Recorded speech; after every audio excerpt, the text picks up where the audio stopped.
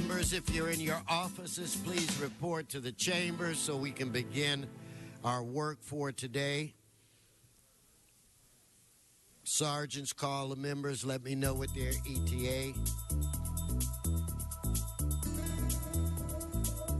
I need one more member and we can begin.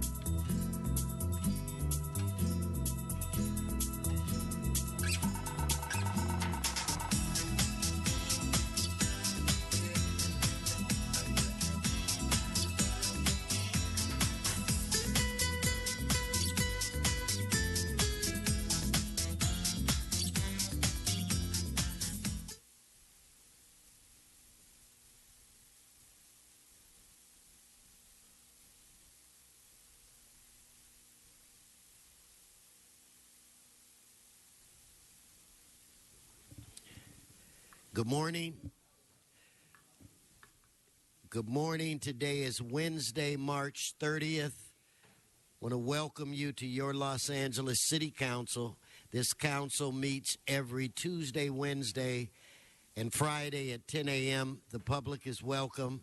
Mr. Clerk, I believe we have a quorum. Would you please call the roll? Blumenfield, Bonner, Buscanos, Odea, Ungdor, Fuentes, Harris, Dawson, Weezer, Carrez, Krikorian, Martinez, O'Farrell, Price, Rue, Wesson, 11 members present and a quorum, Mr. President. Thank you. First order of business. Approval of the minutes.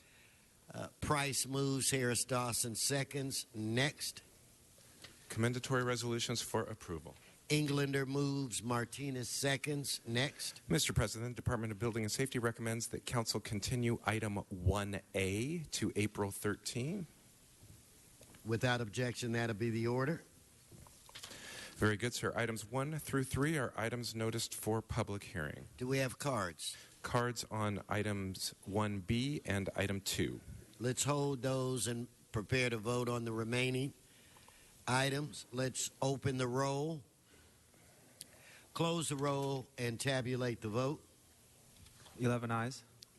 Okay, let's move on to the next section of items. Items 4 through 16 are items for which public hearings have been held. Members, specials 4 through 16. Mr. Koretz. Item number 11, please. We will hold item 11 at the request of Mr. Koretz. Let's prepare to vote on the remaining. And let's hold item 7 as well.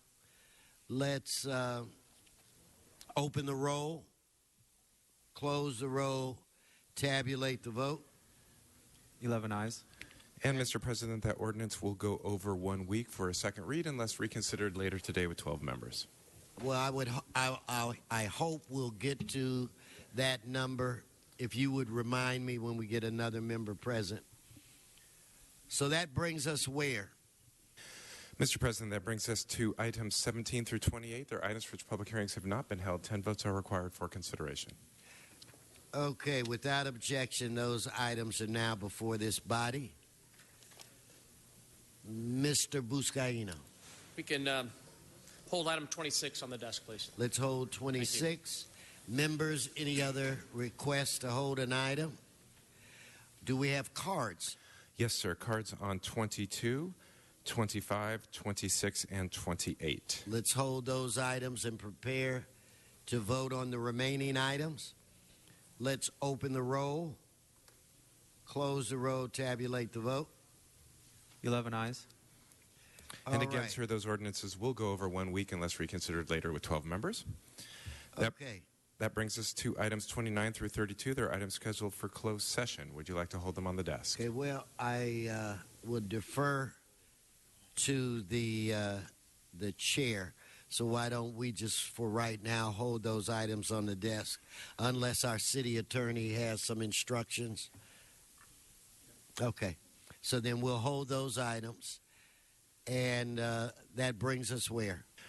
Mr. President, that takes council back to presentations or items called special. Okay, I'm looking for Mr. Englander.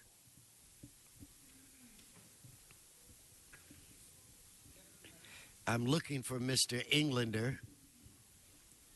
I found him, so at this point I'd like to defer to you. The floor is yours, Mr. Englander, for our first presentation of the day.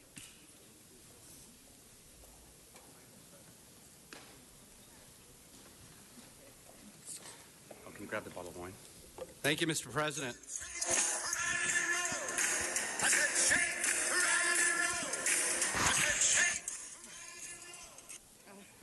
All right, that's appropriate as we are recognizing Dr. Lucy Jones. Drop, cover, and hold on are no longer just wedding vows. She has been called many things. The earthquake lady. Stand over here. Come on. The Beyonce of earthquakes. The earthquake mother. In fact, she's even been called a glorified weather girl, but we won't go there. The work that she has done will have aftershocks that will affect all of us for generations to come. She has literally closed the seismic gap between science and legislation. Dr. Jones is one of the most resilient professionals I've ever met. In fact, it's her fault that Los Angeles has the most stringent, resilient package of any city in the world. Today, I'm honored to celebrate the career of the legendary USGS seismologist, Dr. Lucy Jones, the earthquake lady. Let's give her it a up round of and a round of applause.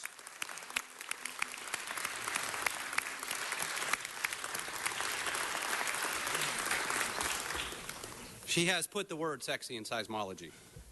In her 33 years with the U.S. Geological Survey, Dr. Jones has made outstanding research contributions and provided significant scientific leadership. Dr. Jones is a fourth-generation Southern Californian, born in Santa Monica and raised in West L.A. After a year of Westchester High School, she graduated in Taipei in Taiwan in 1971. She then went on and attended Brown University, pursuing a double concentration in physics and Chinese language, and then earned a BA magna cum laude in Chinese in 1976, then went on to complete her PhD in geophysics from MIT in 1981. While at MIT, she received a National Science Foundation Graduate Student Fellowship. She was also chosen to be the first American scientist to go to China after the normalization of relations as a Fulbright Fellow. In 1983, the ground shook because Dr. Jones took a position as a researcher with the U.S. Geological Survey stationed at the Seismological Laboratory of the California Institute of Technology, where she served as the scientist in charge. She helped create the California Integrated Seismic Network and began the Urban Earth Initiative to bring together multidisciplinary teams of scientists to Southern California. Then in 2007, the ground moved again. Dr. Jones proposed and was asked to lead a multi-hazard demonstration project on how hazard science can improve Southern California's community resilience to natural hazards. Those included earthquakes, floods, wildfires, landslides, tsunamis, and coastal erosion. Sounds much like my honeymoon.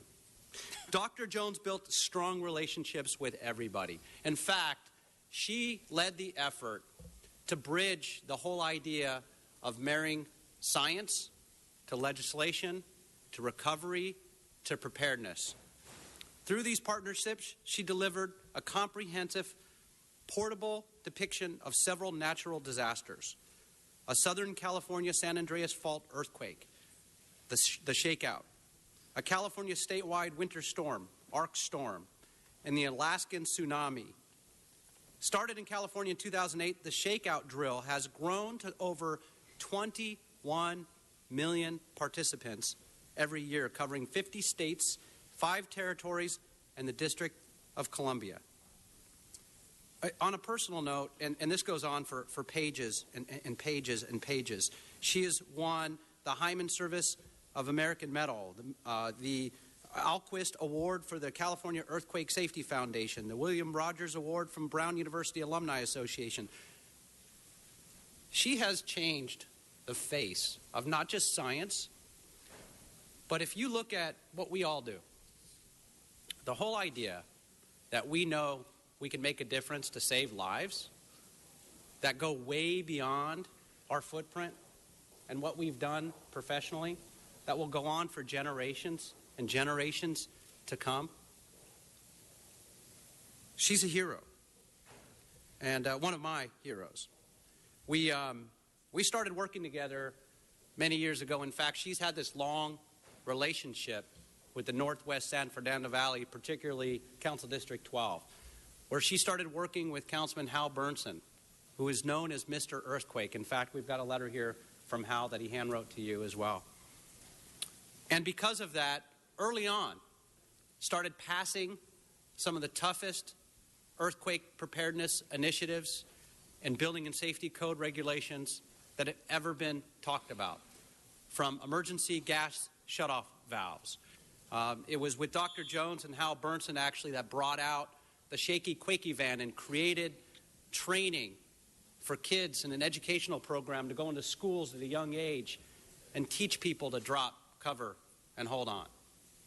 Through the work with Councilman Greg Smith, Dr. Jones and Greg in our office, with John Bury and many others, created the largest ever International Earthquake Conference that was held here in Los Angeles, where teams of scientists around the world came and talked about best practices and what we can do as a community to prepare ourselves. The work went on, and working with me directly in our office to continue, and working with our mayor, Eric Garcetti, who tapped Dr. Jones to create what we all passed as the best resilience package and preparedness package ever done by any city in this country. Our gratitude runs deep. You have been an inspiration, not just to young scientists, to elected officials, to future leaders, to architects and engineers, to first responders around the world. There are few people that have done so much in so little time. I'm very grateful for everything that you've done for me personally. You're a dear friend, and I know retirement is relative. You will probably be, without question, much more busy in the days ahead and taking on a lot of the initiatives I know that you're beginning to work on as well. And so from me, from Hal Bernson, from Greg Smith, from all of us, we thank you from the bottom of our heart. Say, God bless you. Thank you for making us a safer community, a safer city, a safer nation, and a safer world. Today we proclaim Dr. Lucy Jones Day in LA.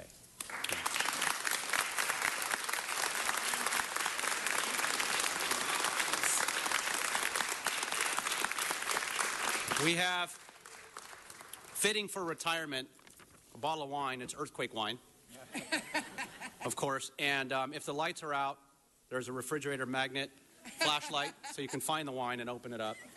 And then we also have the declaration proclaiming Dr. Lucy Jones Day in LA, signed by all the council members and the mayor of Los Angeles, to say thank you for your gratitude and our gratitude to you. And God bless you. Thank you so much. Thank you so much, Rich. We've also got Dr. Applegate, the Associate Director of the U.S. Geological Survey, to say a few words as well. Welcome, Doctor. Well, thank you, and thank you, Councilmember Englander, President Wesson, for this opportunity to appear before you and for this wonderful honor that you are bestowing on one of our favorite scientists here at the U.S. Geological Survey. We are a science agency at the USGS. We do not regulate. We do not manage public lands. We do not oversee vast metropolises. We do science, and we want to see that science used by you who have those responsibilities. And the partnership that has been built with Lucy, with the council, with the mayor, has been so important for us to see this science used in support of improving public safety, and we're so grateful for that. Lucy has had an amazing career with the USGS, first as one of our brilliant scientists, the work she's done in understanding the earthquake processes, understanding how aftershocks in particular operate, but then her incredible commitment to communicating that science, and again, in driving towards seeing that science gets understood. And finally, in the more recent years, then taking that commitment and reaching even farther to ensure the use, not just that we're sort of sending science over the transom, but instead really engaging with the communities and ensuring that science is going to make a difference. So thank you. This has been a wonderful partnership, and I know that partnership between our agency and the city of Los Angeles is going to continue. It's going to be one of the many legacies of this fabulous public servant. So thank you again. Thank you very much. Thank you. Thank you very much.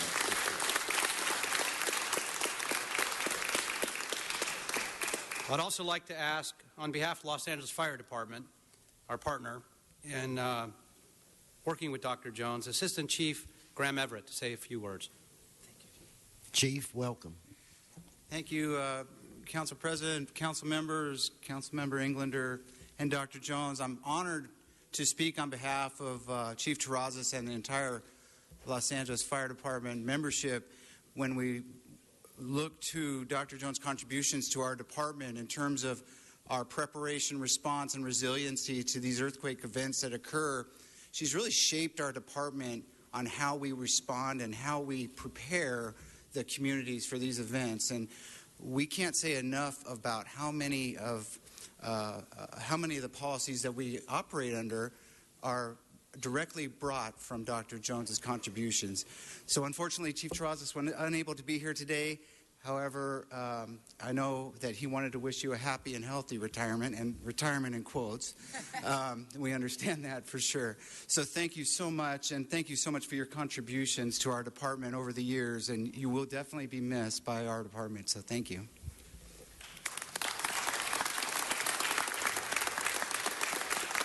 Okay. You know what, Doc, before you start, I know I'd like to say something for a moment, and I'd like to defer to another member. I personally want to thank you for all of the great work that you did for the city of Los Angeles. We truly appreciate it. But I think it's really kind of great today that we have a lot of young people with us. When you heard about Doc's educational background, and I just want each and every one of you to know that it is really cool to be smart. and a lot of times when you're going, I mean, it is really, really, you know, when you're going to school, you don't think that nothing is cooler than that. Plus, not only is she brilliant, she's just a really good person to be around. So if you're looking for a role model, we've got one right beside you. So again, personally, I think you are the best. I think you are smart. I think we were lucky to have you. I'm sure in emergencies, if we need you, you'll be there to help us. But want to let you know that I appreciate everything that you've done for this city. And I'd like to now defer to Mr. Blumenfield. Okay. Thank you, Mr. President. Just wanted to, Mr. Englander, thank you for bringing Dr. Jones here to celebrate her amazing career. And Lucy, I just wanted to take a moment. I've so enjoyed getting to know you and work with you on projects over many years. I so respect your commitment and all that you have done.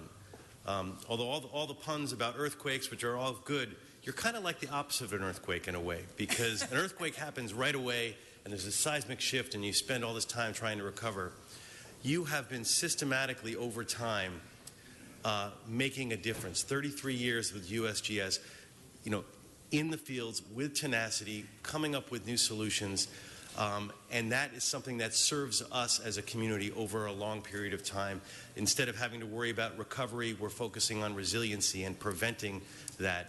And just all of the initiatives we worked on, whether it's cell towers or early warning, everything else, you've just been a stalwart advocate, and you have saved lives, but you're transforming the landscape in many ways, and will continue to do so for many years as the policies that come out of your resiliency report and all of the science that you've brought to policy are seen taking form over these next years as we transform buildings.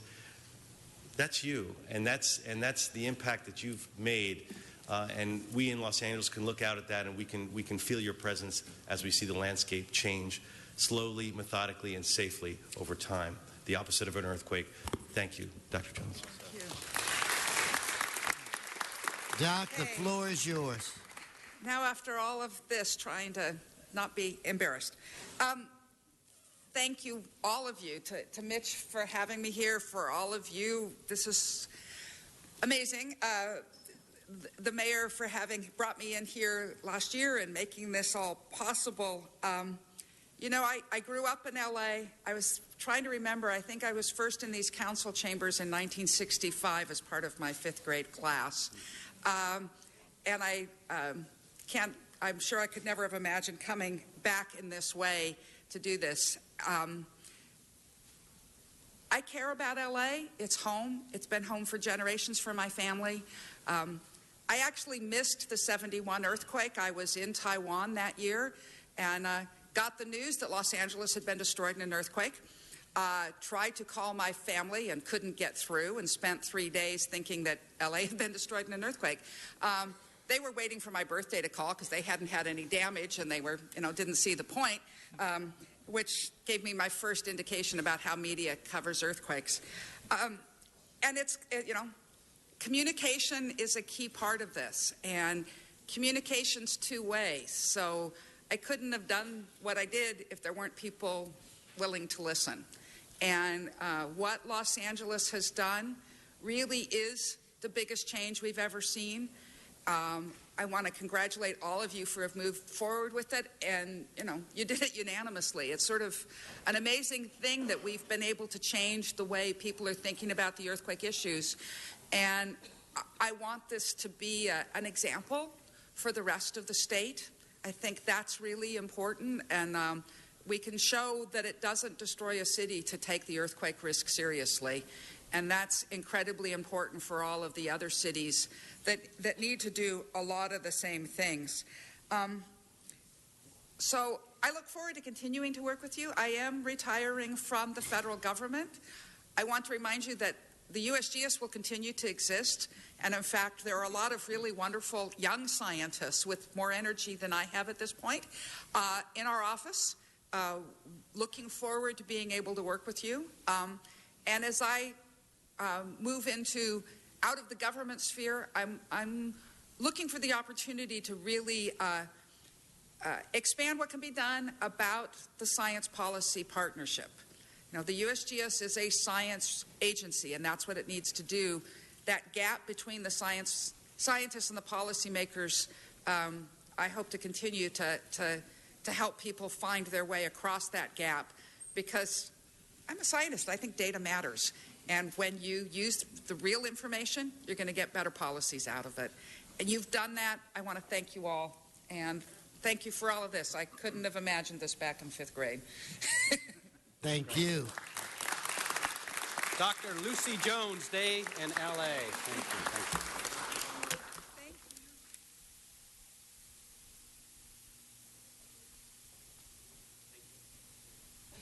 All right, thank you, Mr. Englander. Okay, at this time, Mr. Krikorian, we're going to go to the closed session items.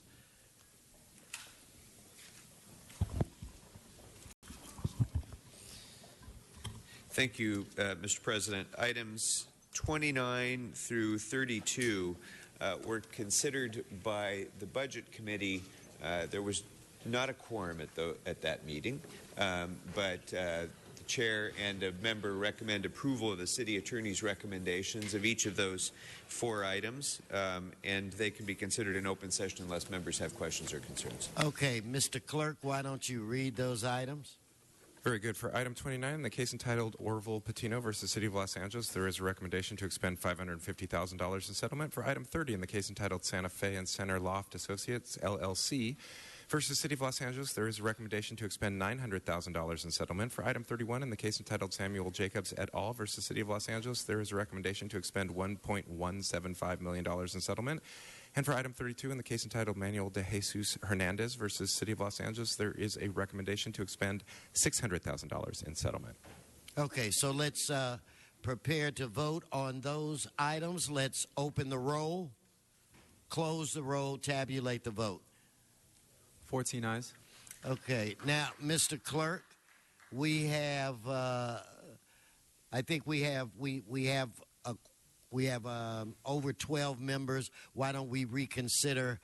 How many ordinances? Was there 1 or 2? Let's reconsider them. Those would be items 4, 17 through 21, and 23 and 24.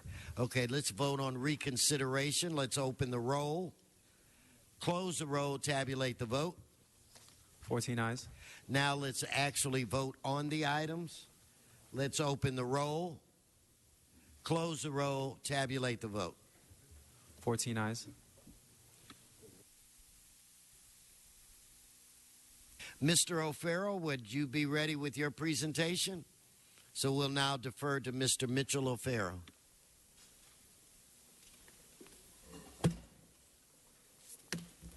Thank you, Mr. President. Colleagues, this year as chairman of the Arts, Parks, and River Committee, I am pleased to celebrate the Department of Cultural Affairs' Big Read program and encourage the enjoyment of literature and poetry in the city of Los Angeles. The Big Read is an initiative of the National Endowment for the Arts designed to restore reading to the center of American culture. Now, wouldn't that be nice in this political climate that we live in these days to have people actually read in-depth information about the facts and great literature? The Department of Cultural Affairs marks its 8th year of producing the Big Read program in LA with Ray Bradbury's seminal work, Fahrenheit 451, a novel about firefighter Guy Montag, who lives in a lonely, isolated society where books are burned and have been outlawed by the government. And in this dystopian future, firefighters actually don't put out fires, they start them. And each time they find books, they burn the books. Today, we celebrate the written word with Los Angeles Poet Laureate Luis Rodriguez. Yes.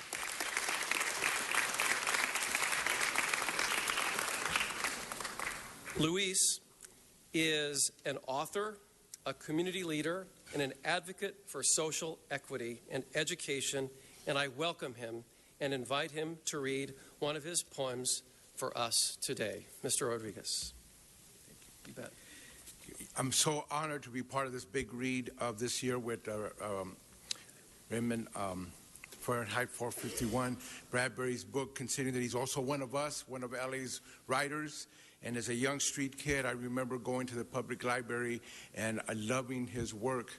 And I think it's time to express that, but also the importance of more voices, of more stories, to have more of our community represented.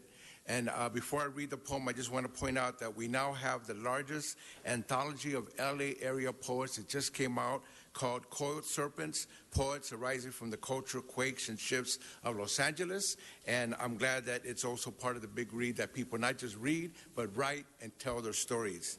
So the poem I'm going to read is the one that's in the brochure for the Big Read today, and it's about the various messages and importance of poetry to really convey things that sometimes doesn't happen in politics, sometimes doesn't happen in mass media. And the poem is a sonnet in the Shakespearean style, and it goes like this.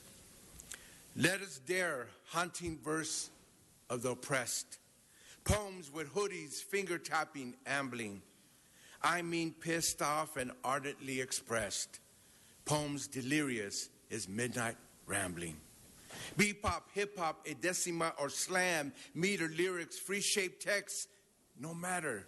Bring out the fire, the punch, a resounding jam. Let it ring far, a magnificent chatter. Naming the nameless, voiceless, voicing the unheard, questioning the questions, swimming, splashing. No expert strokes, but darn if not expert word. Every line bleeding, grieving, pleading, slashing. The power of poetry is its stance, page or stage, electrifying or stance. I'm sorry, trance. Thank you all very much. Appreciate it. Thank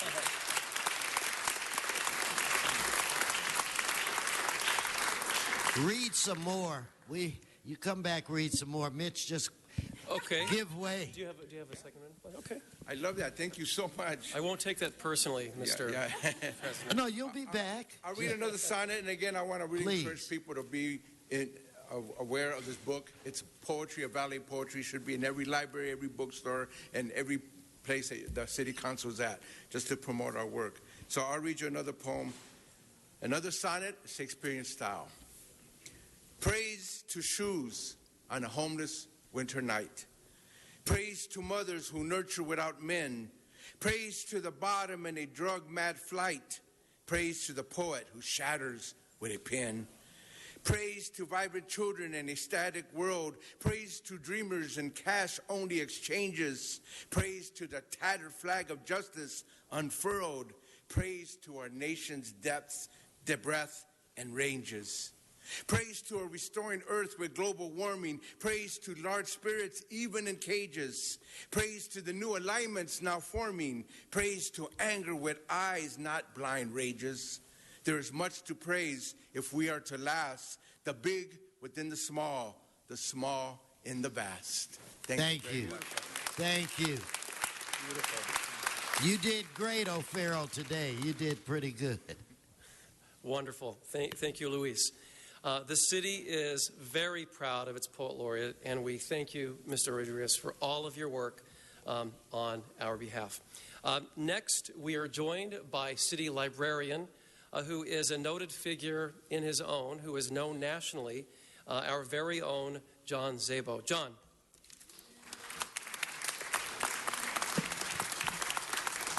Good morning, Council President, Council members. Thank you so much, Council Member O'Farrell. All of us at the Los Angeles Public Library are absolutely delighted to again be partnering with and joining with the Department of Cultural Affairs on the Big Read. It is particularly special for us this year with the selection of Fahrenheit 451, not only because it is, of course, a classic that is so familiar to everyone, but because Ray Bradbury, its author, was such an incredible supporter and advocate for public libraries all over this country and a very, very special friend of the Los Angeles Public Library. He once wrote that libraries have been a big part of my life. When I graduated from high school, I didn't go to college, but I went to the library. I went there 3 days a week for the next 10 years and graduated from the library when I was 28 years old.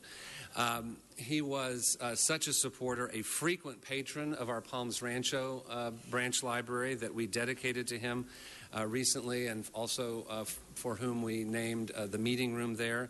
And several years ago, we also honored him by dedicating the intersection of 5th and Flower by the Central Library, and we called it Ray Bradbury Square.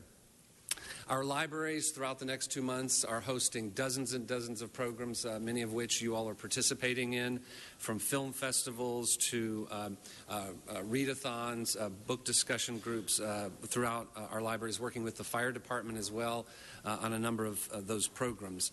Ray's biographer, Sam Weller, will be participating in a screening of Fahrenheit 451 at the Central Library. And really the fantastic, as you know, fantastic staff of the Los Angeles Public Library are just doing a great job celebrating the Big Read and sharing this book, not only through our collections, but we're distributing hundreds of free copies of the book to Angelinos as well to participate in the program. And it's also, the Big Read is a great opportunity to remind everyone that every day at the Los Angeles Public Library is a Big Read Day. a reminder that in addition to all of the innovative services that we have, from being a place where you take your first step on the path to citizenship, a place to look for a job, a place to get an accredited online high school diploma, a place where children come for story times and all of those programs. We also circulate 15 million items a year through our libraries, and a wonderful fleet of drivers and vehicles newly wrapped, thanks to Councilmember O'Farrell, are moving those books all across the city every day, and also circulating those materials virtually. So this is a city of readers, and the Los Angeles Public Library is pleased to be a part of that and pleased to be a part of the Big Read Initiative, and also thrilled to have Luis Rodriguez is such a good friend and a poet laureate who has done also dozens and dozens of programs at our libraries as well. So thank you as well. Thanks so much. Thanks, John. Thank you so much, John. I've talked about this before, but my home away from home growing up was the public library or the library at high school. So when I got my driver's license, I would get in my car and I'd drive to the library. That was so terminally uncool, and I knew that. So we have some high school kids here today. So if you're like that, fear not. Take pride in that, because you open up yourself to a lifetime of learning every time you go to a library, and it's addictive because you crave the knowledge that the world has to offer, and that can be found in our libraries. We have a handful of LAUSD schools here today. We have Lincoln High School and West Adams Prep High School in Council District 1. Give them a round of applause. Right. Yes. Let us look at you.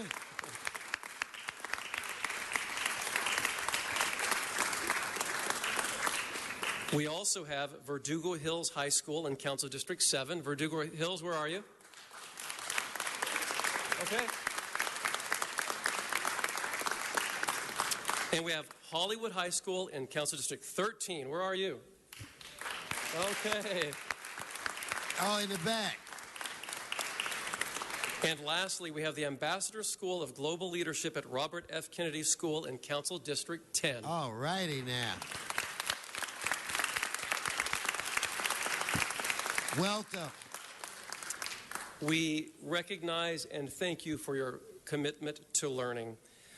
The Department of Cultural Affairs Big Read program in LA partners such as the Los Angeles Public Library, you all can sit, you don't have to stand now, and numerous community and cultural organizations encourage reading through a variety of related free activities throughout the city, such as the film screenings at LA Harbor International Film Festival in San Pedro.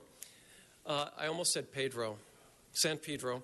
Food lectures at the LA Fire Museum in Hollywood, an international program that connects Los Angeles students with students along the U.S. border of Mexico in Tecate and Ensenada, and in art courses taught at the Department of Cultural Affairs Neighborhood Arts and Culture Centers. The Big Read program would not be possible without its longtime corporate sponsor, Sony Pictures Entertainment.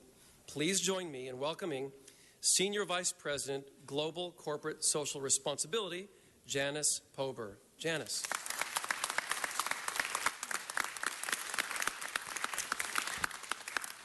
Council President, Council members, this is an incredible honor for me to be here again to thank you for your incredible ongoing support of the Sony Pictures Media Arts Program, which is a partnership with the City of Los Angeles Cultural Affairs Department and the brilliant leadership of CalArts under the president, Dr. Stephen Levine, and the artistic director's brilliant vision, Glenn Avila, who is here with us today.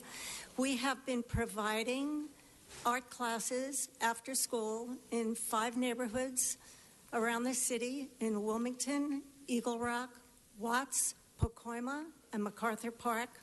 And the reason for our ongoing investment in these centers is because we knew the talent was out there and we needed help reaching them, because we wanted to give them the tools and access and help to develop our future workforce.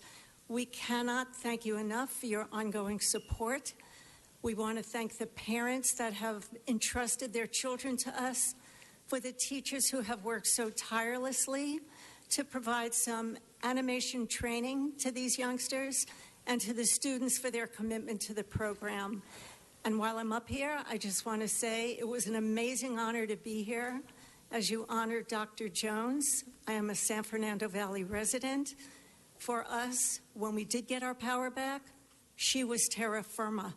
While her degrees are in science, they could well have been in psychology for the comfort that she provided us. So thank you for honoring her. Thank you for your ongoing support of this program. Thank you to our partners at the NEA for the Big Read program. I hope I'll be back here next year to cheer us all on again. Thank you. Thank you.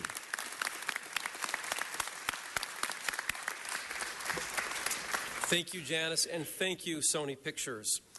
Now, as April is the Literature and Poetry Month in Los Angeles, I hereby present this resolution on behalf of the Big Read. Congratulations, and thank you so much. Mitch.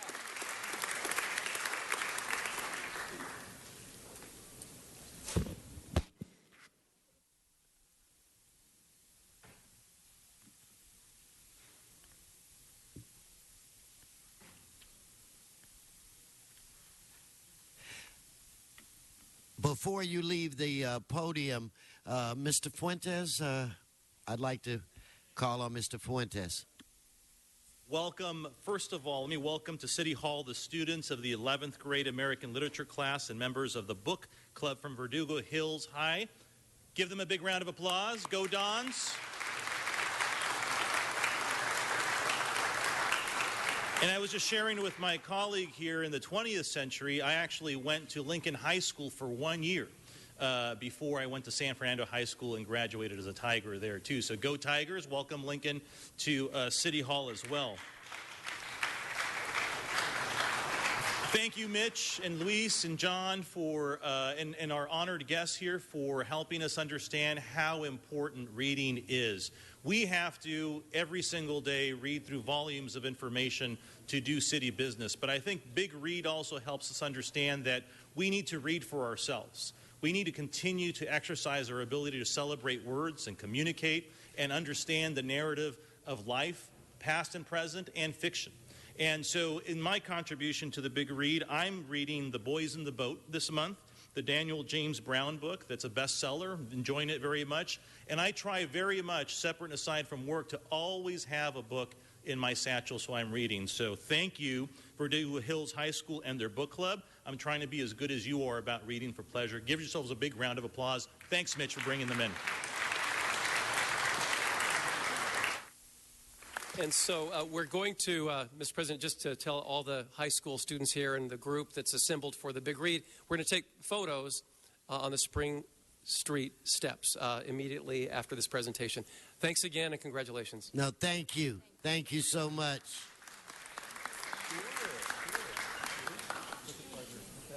And to our poet laureate, you are out of sight. I'm looking for Mr. Koretz for our next presentation.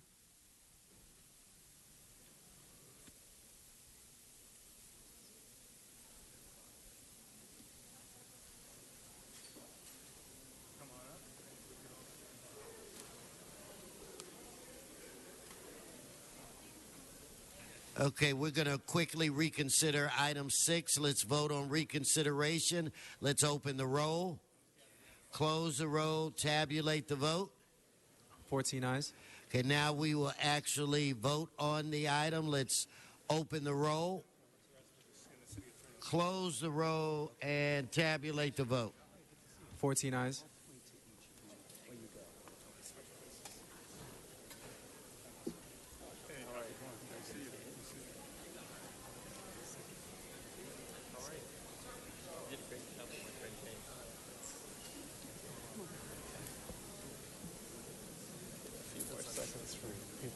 See you again. How's it going?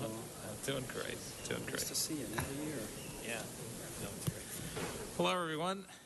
Okay, let's give Mr. Koretz the attention he deserves. God, but Paul, I cannot remember how long it's been since I last saw you. Oh, my God, it's good. You look great. Anyway, with that said, back to you, Mr. Koretz. Today we're declaring Mediation Awareness Week in the city of Los Angeles. I'm delighted that we're joined by City Attorney Mike Feuer, Daniel Ben-Zvi, the chairman of Mediation Awareness Week, and other distinguished guests who will be introduced shortly. We've celebrated Mediation Awareness Week annually in City Hall for several years now, as it gets quieter as people leave. And that's because the option of mediation for people experiencing conflict in their personal or professional lives is of tremendous benefit to them and their families and communities.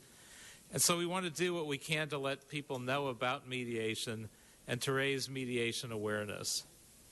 As our resolution notes, people need forums other than our courts for the resolution of conflict. The resolution of disputes can be unnecessarily costly, time-consuming, and complex when achieved through court proceedings.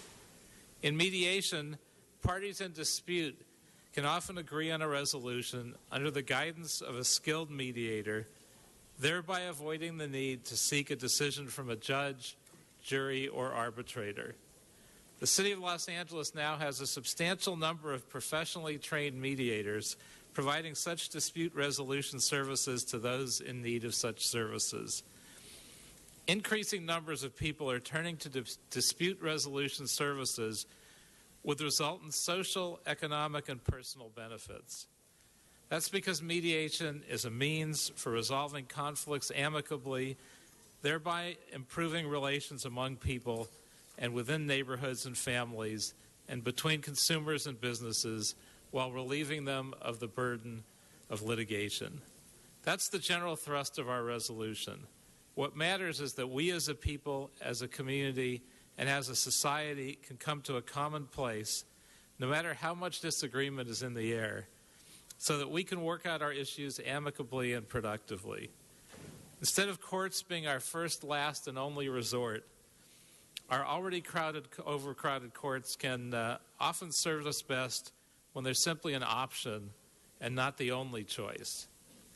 And now I'd like to introduce City Attorney Mike Feuer, who is always a great advocate for finding ways, including through mediation, for generating peaceful, productive, and harmonious solutions benefiting this city. Mr. City Attorney. Thank you, Paul. Thank you very much, Mr. Koretz, Mr. President, members of the Council.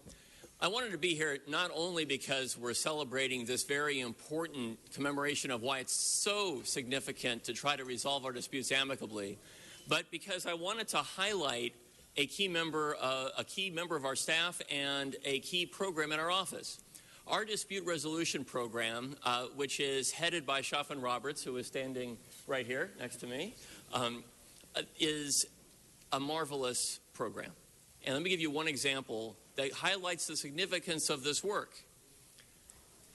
There's a tenant who lives in a 250-unit apartment building. She was complaining that there was tremendous security issues at the building, and complaints from her and her colleagues were not being heard by the apartment manager. She was alleging the apartment manager was discriminating against her and her fellow tenants based on race.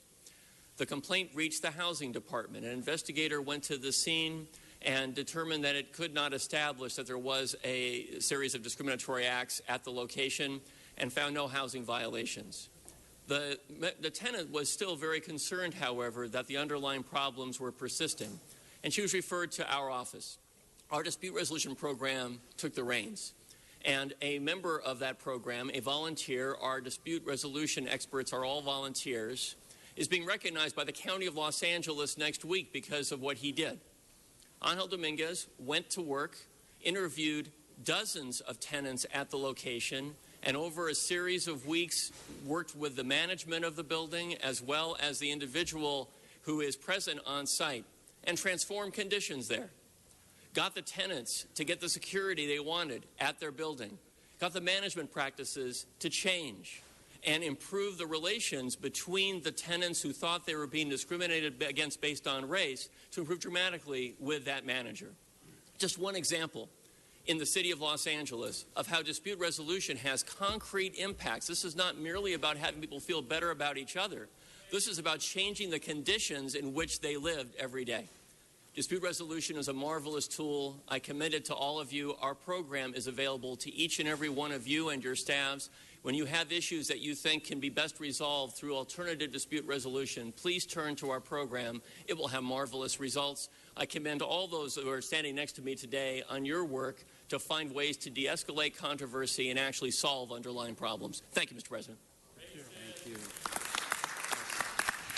Wait a minute, Paul. Mr. Hunt, you've disrupted the meeting. Do not do it again. Okay. Show respect for our presentation. If he does it again, I'm going to ask him to remove him, Mr. City Attorney. Go ahead, Mr. Koretz. Thank you, Mr. President. And now I'd like to introduce Daniel Ben-Zvi, the chairman of Mediation Awareness Week, and he will also introduce some of our guests as well. Thank you, City Attorney Mike Feuer, for that one example, one of thousands that are taking place in the City of Los Angeles today. And thank you, Councilmember Koretz, for sponsoring this 12th annual Mediation Awareness Week. And to our former sponsors, Wesson, Zine, Buscaino, and our founding sponsor, Wendy Gruhl. But with court delays due to budget cuts, mediation is more valuable than ever. Mediation provides fair and fast dispute resolution. Right now, in hundreds of conference rooms around Los Angeles, there are skilled mediators, as the council member mentioned, mediating all kinds of disputes and lawsuits. By the end of today, voluntary settlement agreements will end most of these disputes. Imagine how many more courtrooms and judges would be needed if not for these mediations. Imagine the enormous cost the city saves because of mediation. Mediation versus prolonged litigation also saves our people and businesses great expense and much stress. This results in happier, more productive citizens. We should be proud that Los Angeles has been leading the nation and the world in promoting mediation and recognizing that every dispute should be mediated first before being decided by a judge, jury, or arbitrator. Now let's meet some of the outstanding leaders of our legal and mediation communities who, I should say, of the nation, leading the nation, who have joined us here today. Thank you, Mr. President, Council. I have the privilege of being the incoming president of the International Academy of Mediators, a hand-selected group of 200 individuals from 22 countries in the world. It'll come as no surprise to you that California, the birthplace of mediation, comprises 20 to 25% of our membership, and that Los Angeles, where I've practiced for the last 20 years as a mediator, is by far the largest contributor and representative of the mediation community. We acknowledge and thank you for this opportunity to be of service to the community, to the country, and to the world. We no longer regard mediation, frankly, as the alternative dispute resolution system. It's really what has taken the place of costly and sometimes overly divisive court struggles. We commend one of our members, Dan Ben-Zvi, for keeping this program, sustaining this program, and having it prosper the last 12 years. And we thank you very much for your acknowledgement and respect for the mediation process.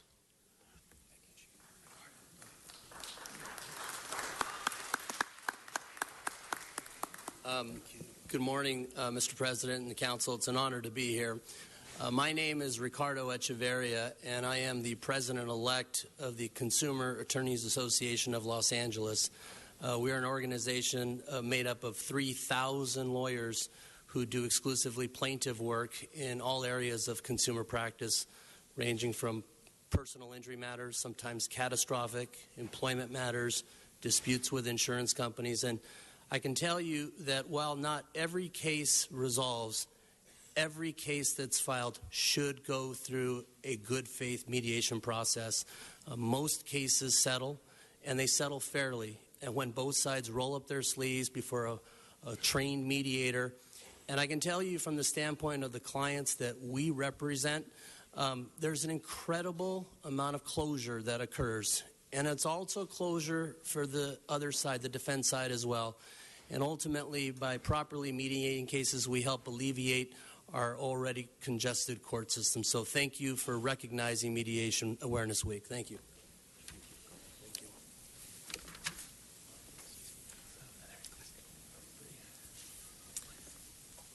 Thank you, Mr. President and council members. It's a privilege to be here. I'm Glenn Barger with Chapman Glucksman Dean Robe and Barger, and I am the president of the Association of Southern California Defense Counsel.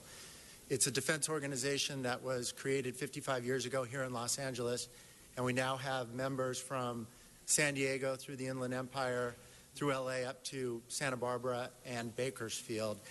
And I am especially pleased to be here because I just finished a 3-month trial in lovely Sacramento, and I can tell you I'm a big believer in mediation.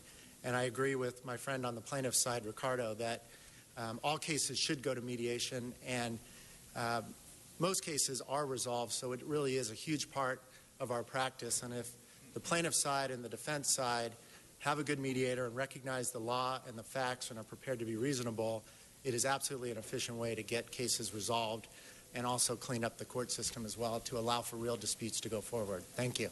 Thank you. Mr. President, members of the council, my name is Paul Kiesel, and I am proud to be the president of the Los Angeles County Bar Association. We have 24,000 members. Many of you are members of the bar.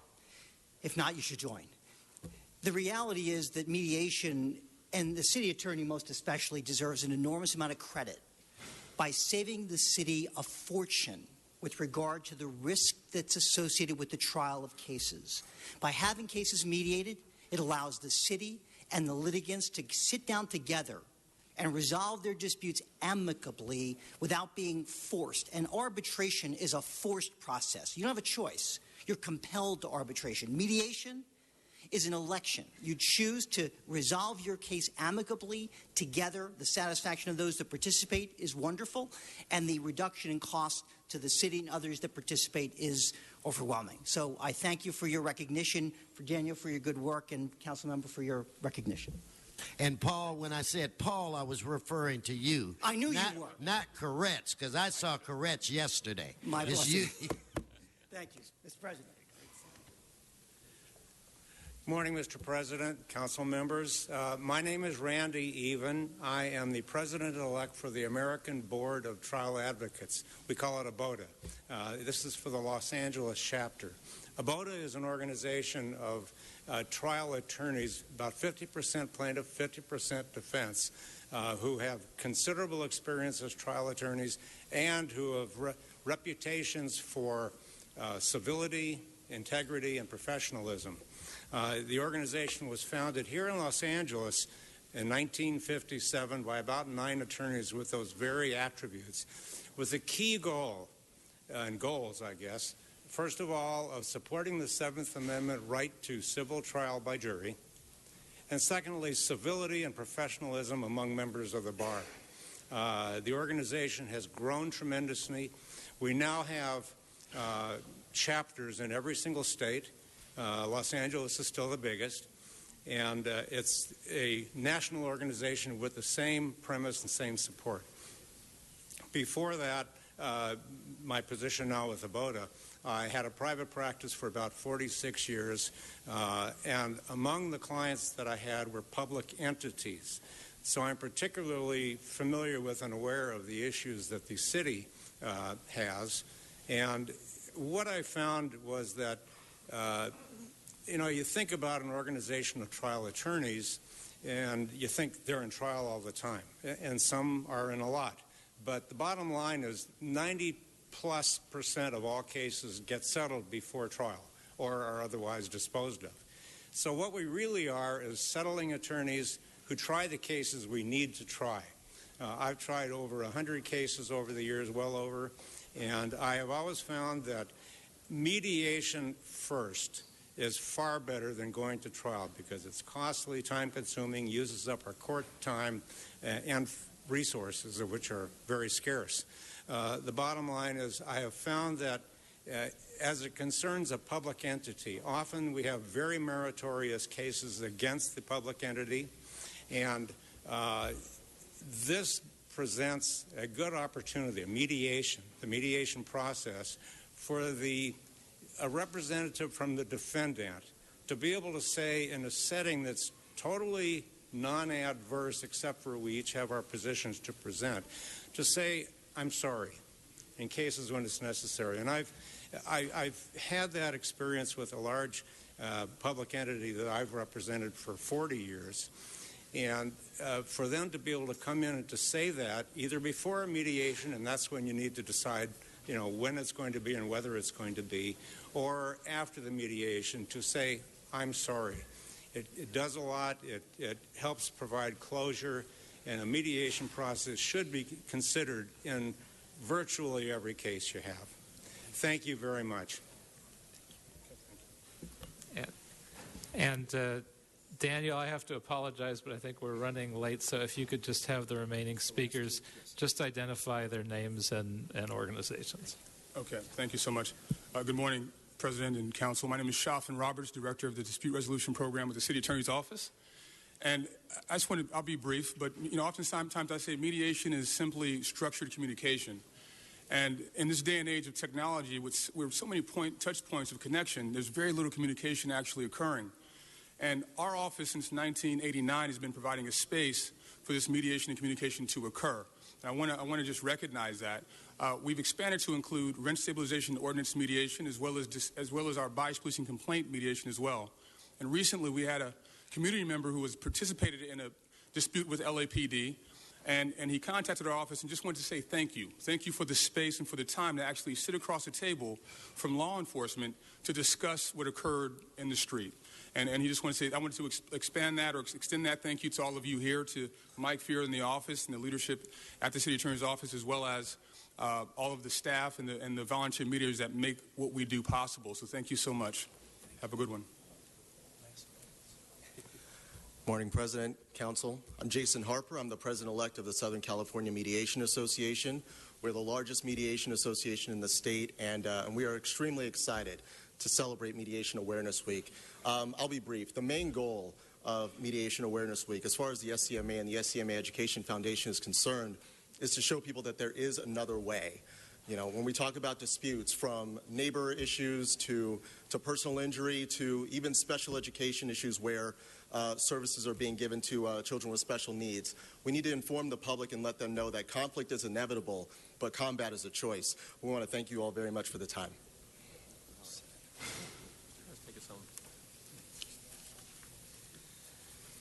Well, thank you, Mr. President and Council, for making Mediation Awareness Week a tremendous annual event. And now if there are no speakers from the Council, it's my pleasure to present our commendation from the City Council for Mediation Awareness Week. Thank you all.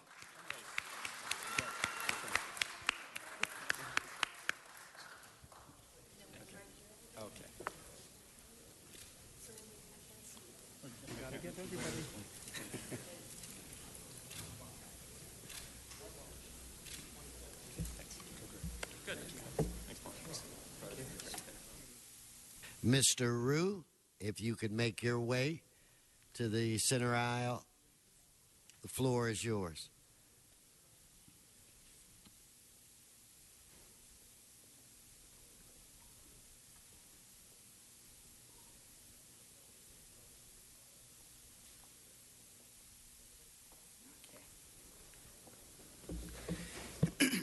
Thank you, Mr. President. Thank you, sir. And good morning, council members. Today, I'd like to recognize International Myeloma Foundation, an organization whose mission is to advance research, education, and treatment for myeloma, the second most common blood cancer worldwide. Multiple myeloma affects approximately 100,000 people in the United States and nearly 750,000 worldwide, and there is no cure. In 1990, Susie Novis Dury founded the North Hollywood-based organization with her late husband, Brian Novis, and Dr. Brian Dury, as a means to advance myeloma research and to develop patient and physician educational programs for myeloma. By 1994, the foundation led the world in empowering cancer patients through education, holding the first patient family seminar, and to this day continues to hold a seminar across the United States and around the globe. And in 2012, the Myeloma Foundation again launched the Black Swan Research Initiative, a groundbreaking project to develop the first definitive cure for myeloma. March is Myeloma Awareness Month, and it is fitting and well-deserved for us to declare the 30th as International Myeloma Foundation Day in the city of Los Angeles to recognize and support the advancements made for the cure for myeloma. Please join me in welcoming Susie Novis-Duri, and the founder and president of the International Myeloma Foundation. Thank you very much. Thank you very much. Thank you, Mr. President and council members. It's really an honor for me to be here and for me to be here with members of my team. I really want to thank Kelly Cox for making this happen, and I'd like to thank Debbie, Brian, and other members of the team that are here. But most of all, I want to thank all the myeloma patients and their families for their courage and their spirit. How many people in this room have ever heard the word multiple myeloma?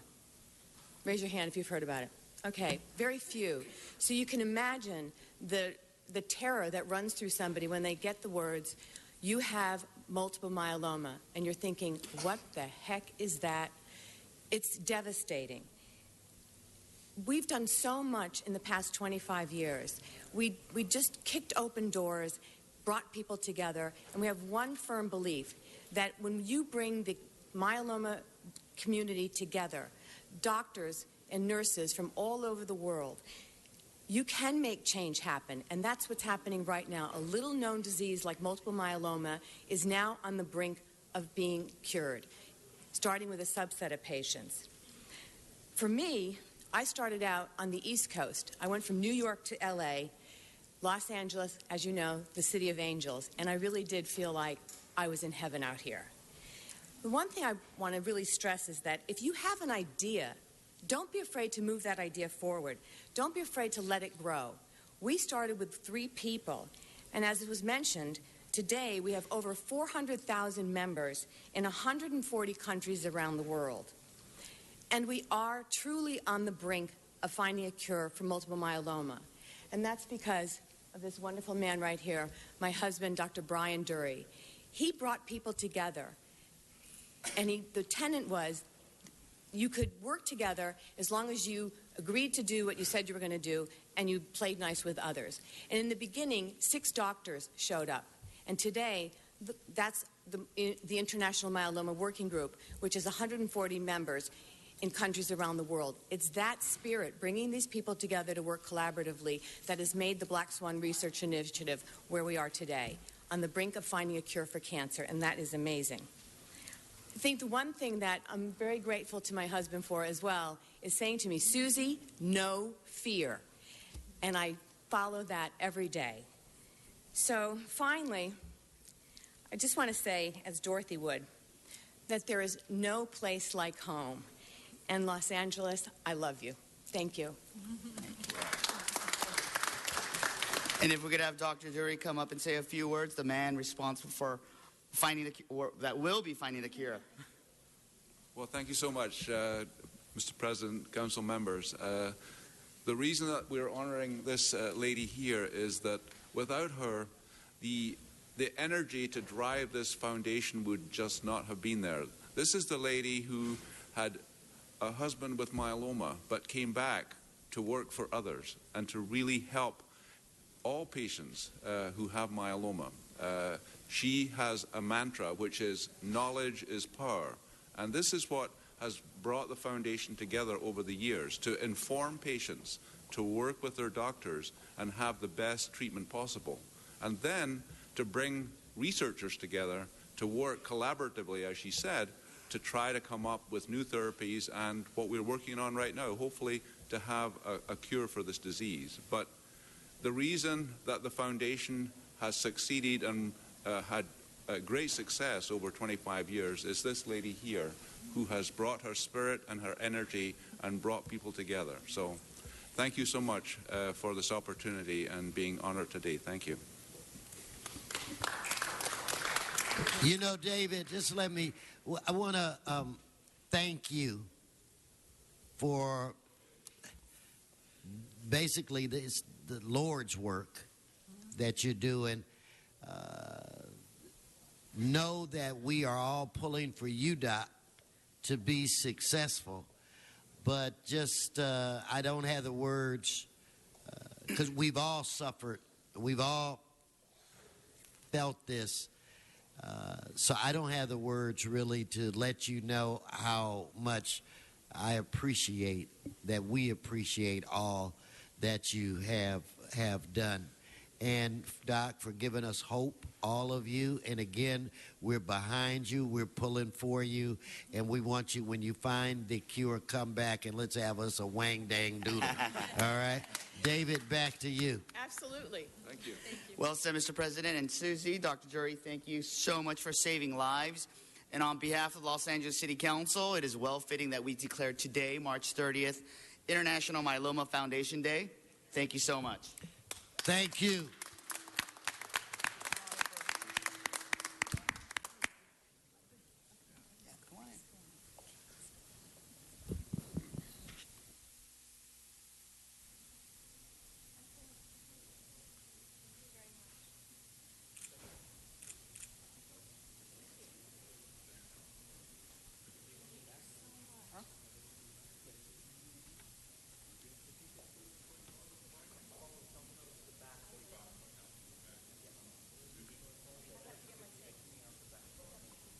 Again, thank you so very, very much for your service.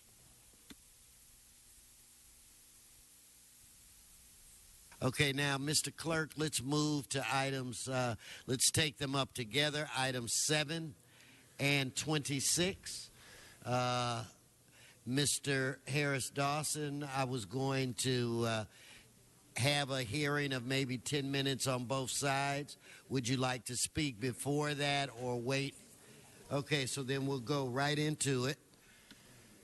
And Mr. President, motion 26A has been circulated and is before council for its consideration.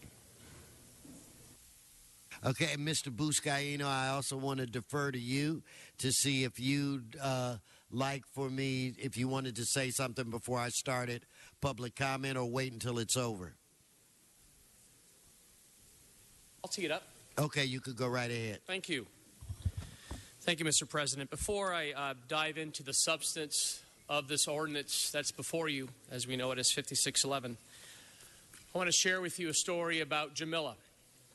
My days as a senior lead officer and also as a police officer in general, I saw the good, the bad, and the ugly as it relates to homelessness in the city. I'll never forget Jamila. Her kids were taken away from her because of her drug and alcohol, substance abuse issues. I came across Jamila from the relationship I had with the Gaffey Street Business Watch. Jamila was a thorn on the business side. And unfortunately or fortunately, I was able to build a positive working relationship with Jamila, oftentimes through the booking process. And it was then that I was able to attach Jamila with the resources needed through Sherry Weaver at Harbor Interfaith, to the point where Jamila turned her life around, where she was reconnected with her kids. And today, from what I understand, Jamila is sober. And this is just a story not only from my experience, but these are stories that happen every single day between the homeless community and our police officers. And I ran for this office to help more people like Jamila. And the reason why I took such an active role in crafting the ordinance before us today is that I've had the unique experience of enforcing it and others like it when I was an LAPD officer. For decades, elected officials from cities across this country responded to homelessness with one primary approach: passing laws that banned life-sustaining activities like sleeping in public areas and tasking the police with enforcing them. Now, you don't need to walk any further than South Lawn here at City Hall to see that has not worked.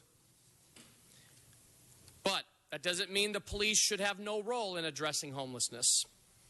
Today, we are changing strategies. The right to own property is a basic human right. And the ordinance before you removes all criminal penalties for storing personal property in public areas. But like any right, it's not unlimited.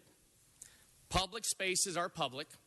They belong to all of us, and as lawmakers, we must ensure that all Angelenos can use and enjoy.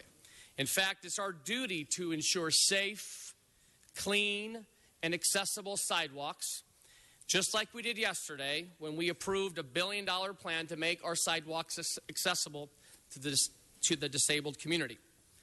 We need a balanced approach that sets reasonable rules and limitations on how much, what kind, and where property can be stored. And this ordinance before you, colleagues, strikes that proper balance. It allows the homeless to keep as much personal property as can fit in a standard blue recycling bin, but it cannot block ADA pathways, be within 10 feet of an entrance or exit, or pose a health hazard to public safety. The homeless will be allowed to erect tents during nighttime hours. They will come down. They must come down during the day unless it's raining or the temperature is colder than 50 degrees.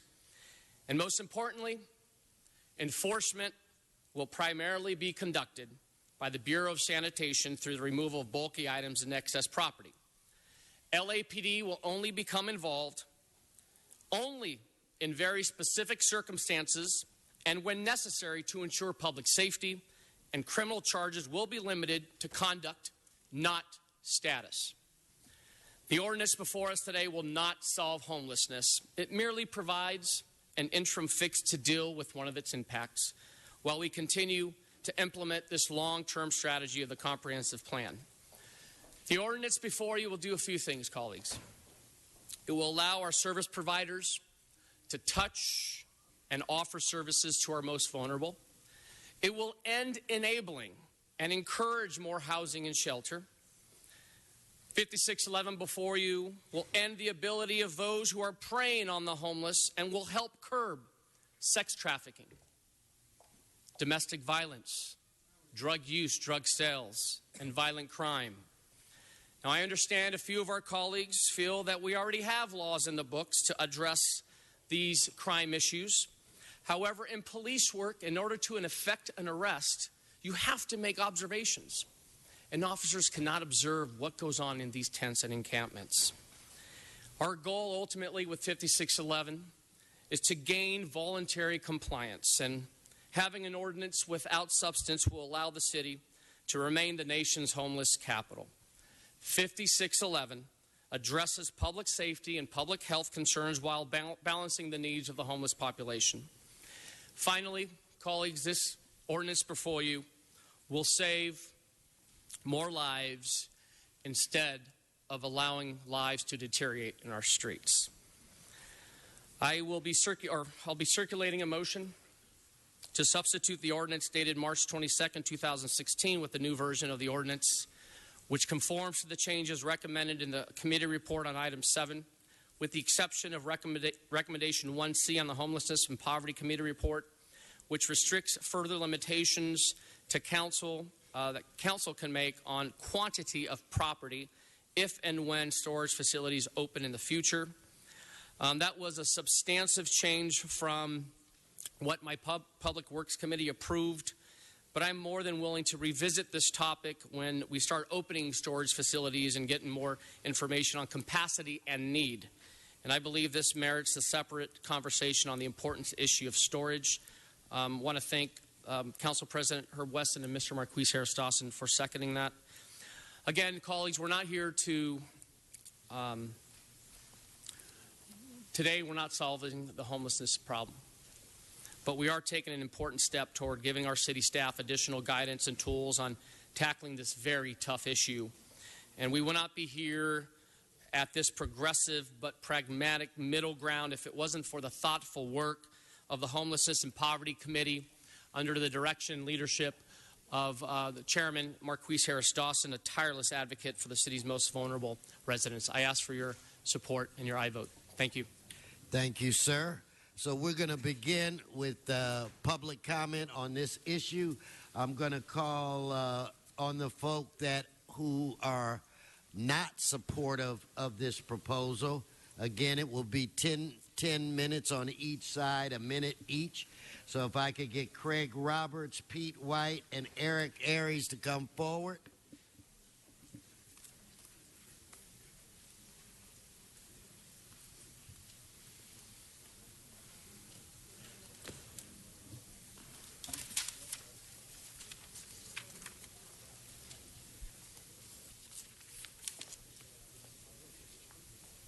Please come forward and identify yourself.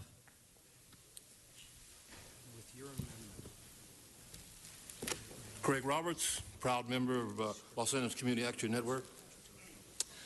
I started to dress more as a dog or pets because I know of Herb Wesson Jr.'s love of homeless animals versus homeless people, but I decided not to be confrontational.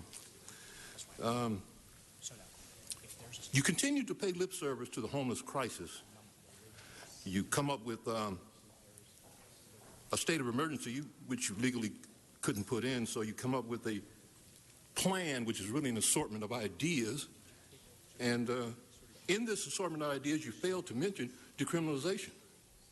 You obviously lack the political will or backbone to reprioritize the wasted resources going to LAPD, minimally $87 million. You're scheduled to vote today on a plan that will have homeless people have to put all of our belongings in a 60-gallon trash bin. Thank you. Thank you. Thank you, Mr. Roberts. So if I could get Mr. White. Mr. White, followed by Ms. Eric Aries, followed by Becky Dennison. Yes, sir. In 1967, Dr. King isolated himself and wrote his final manuscript entitled, "Where Do We Go From Here? Community or Chaos?" He laid out his plan for decent housing, higher wages, education, etc. Fittingly, today's 5611 vote also begs that question. Where will you lead Los Angeles, towards community or chaos? A yes vote means support for the continued criminalization of a largely black houseless population. I'm speaking to you, Wesson, Dawson, and Price. Do black lives really matter? A yes vote means placing $28 million of federal funds at risk and making the crisis worse. A yes vote means that your leadership is little more than dog whistles, false equivalency, and pomp and circumstance. A yes vote is to vote with the likes of Bull Connor and Buscaino. A yes vote is a vote for chaos. Vote no on 5611. Black Lives Matter. Black folks in this council, do the right thing. Thank you. So if I could get... Good morning. My name is Eric Ares. I'm with the Los Angeles... Mr. Aries, followed by Mrs. Becky Dennison, followed by Dogan. Yes, go ahead, sir. Good morning. My name is Eric Ares. I'm with the Los Angeles Community Action Network and a reasonable human being. There are people who are suffering on the streets. About 26,000 are homeless. There's about 26,000 other Jamilas, as Mr. Buscaino would like to call. And there are people that are going to be impacted. If this law passes, which is a distortion of the original motion that had very legitimate concerns that Mr. Bonin proposed, it has changed even since the application to HUD went through. And the people who approved these changes were on the Public Works and Gang Reduction Committee. So I hope that if the city of LA loses $28 million, which they stand to do, that the people who voted for this in the Public Works and Gang Reduction Committee, Councilmember Martinez, Councilmember O'Farrell, Councilmember Buscaino, I would suggest that the money come out of their cut of that. Because the rest of the council, I know there's not consensus on here, and I know that we're trying to come up with reasonable solutions, but just know that a yes for 5611, this version, which is not the original version, is a no to the comprehensive homeless strategy that we're all trying to pass. We all want to end homelessness. This double downs on our inability to do that, and we're recreating the will, and we'll see you here in 10 years when the homeless crisis has only gotten worse. Thank you. So if I can get Becky Dennison, again, Dogan, Mariela Saba. and a James Ponder. Yes, ma'am. I'm Becky Dennison with Venice Community Housing. I've testified in front of you many, many times about ending the criminalization of homelessness and poverty in the city of Los Angeles. This ordinance increases criminalization of homelessness and poverty. It gives the Los Angeles Police Department and the Bureau of Sanitation, which has enforcement authority, more tools and more ways to ticket, arrest, and steal people's property. You all have said you are taking a different approach. I am so disturbed by Councilmember Buscaino's description of this policy. If you're going to vote this through, at least be honest to the public and be honest with yourselves about what you're doing, which is making an ordinance that you know is illegal. Many attorneys have already weighed in that this violates the Constitution, just like you have continued to violate the Constitution of homeless people in this city for at least a decade. And it violates the rights, the human rights of people. Not one storage facility has opened, not one housing facility has been additionally funded since you first considered this ordinance. Do that first and stop criminalizing. Thank you. Thank you. So if I could get the... Yes, sir. Identify yourself. A yes vote today to pass 5611 is a vote for criminalization. You are attempting to block public testimony and incorporate anti-criminalization language and discussions regardless. 5611 is criminalization. In fact, it should be considered the motherlode of criminalization. Criminalization is where formal and informal law enforcement policies are adopted to limit where individuals who experience homelessness can congregate and punish those who engage in life-sustaining or natural human activities in public space. This is the definition created by the United States Interagency on Homelessness. Examples of that include legislation that makes it illegal to sleep, sit, or store personal property or have personal property belongings in public spaces. Sweeps of areas in which people who are homeless are living in order to survive, in order to drive them out of those areas. Selective enforcement of natural laws such as jaywalking, loitering, and open container laws against people who are homeless. Yes, this is criminalization, and you are running. Thank you. Thank you, sir. So if I could now get Ms. Saba, Mr. I think it's Ponder or Ponyer, and Eddie Howard, please come forward. Then JoJo Smith. Yes, ma'am. Hello, my name is Mariela Saba. I'm a proud member of Los Angeles Community Action Network. I have had the privilege to be actively working in Skid Row since mid-January, and in that short period of time, I have seen what 5611 looks like already on a daily basis. Folks' property is being taken. Folks are being arrested. Folks are being criminalized. I'm walking into a city that is proposing a list of recommendations, a quote-unquote homelessness plan, and at the same time is delivering criminalization. These two do not work hand in hand. You are setting up a continuous cycle of violence in our communities, and you need to vote no on 5611 today, or else this is going to be on your consciousness, and you need to get on the right side of history today. This is not the solution to end homelessness. We need house keys, not handcuffs. People need to be stop treating people as trash. That's all I see. You all treating people as trash. That needs to stop. Vote no on 5611. Thank you. Thank you. So if I could get our next speaker. My name is James Porter, and I'm a proud member of Los Angeles Community Action Network. As a city council, you continue to pay lip service about solving the homeless crisis. You declare a homeless state of emergency and pledged $100 million to solve the problem, when later it was found out you didn't even have the authority to declare the actual state of emergency. You went to work creating a homeless plan.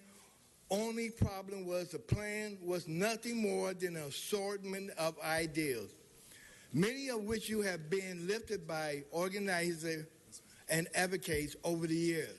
And you still did not possess the political or moral backbone to reprioritize the wasted resource going to LAPD, $87 million. Instead, you recommitted, double down to a full-scale and citywide criminalization of houseless people. Thank you, sir. Next speaker, please come and identify yourself. You are? James Beza. And Wait a minute. Your name is what? You called James Beza, did you not? Baeza. He's for the ordinance. What? Well, anyway, I'll add another minute. You go ahead. Okay, thank you. I am for this. Oh, wait. Yeah, you know that's what I was wondering. Hold their time. Sure. This is for the folk that are not supportive. Right. That's why I thought my name being called was kind of odd. Okay. So thank you. if you just wait. So. No, you're going to get more. You're going to get more. But don't holler out. Please don't disrupt the meeting. So I'm looking. Are you Mr. Howard or? I'm Mr. Dietrich. Well, here you are. Go ahead. All right, Jeff, great. Jeff Thank you so Dietrich. much. Happy to be here today. Thank you. And my name is Jeff Dietrich. I'm from the Los Angeles Catholic Worker. We operate a free soup kitchen and medical clinic on Skid Row. And over the past 12 years, we've given out 12,000 shopping carts, free shopping carts to the homeless. These are legal shopping carts, and the police continue to take these shopping carts from me. I'm here today to urge the City Council to get the police department to stop taking my shopping carts. They cost $60 a piece. I've lost thousands of dollars to the LAPD, who won't return the shopping carts, and they crush the shopping carts. They take my shopping carts, they dump out people's property, and they crush them. So I'm asking the City Council here today to urge the police department to stop doing this. They're stealing from me, and I've lost thousands of dollars, and I would appreciate it if the law would be enforced. Thank you. Yes, sir. Jojo Smith, Los Angeles Community Action Network. I'm an house person, and every day I see me and my friends' belongings getting taken by LAP. 5611 is just going to give them more reason to steal our property. Our property is not trash. Our lives are not trash.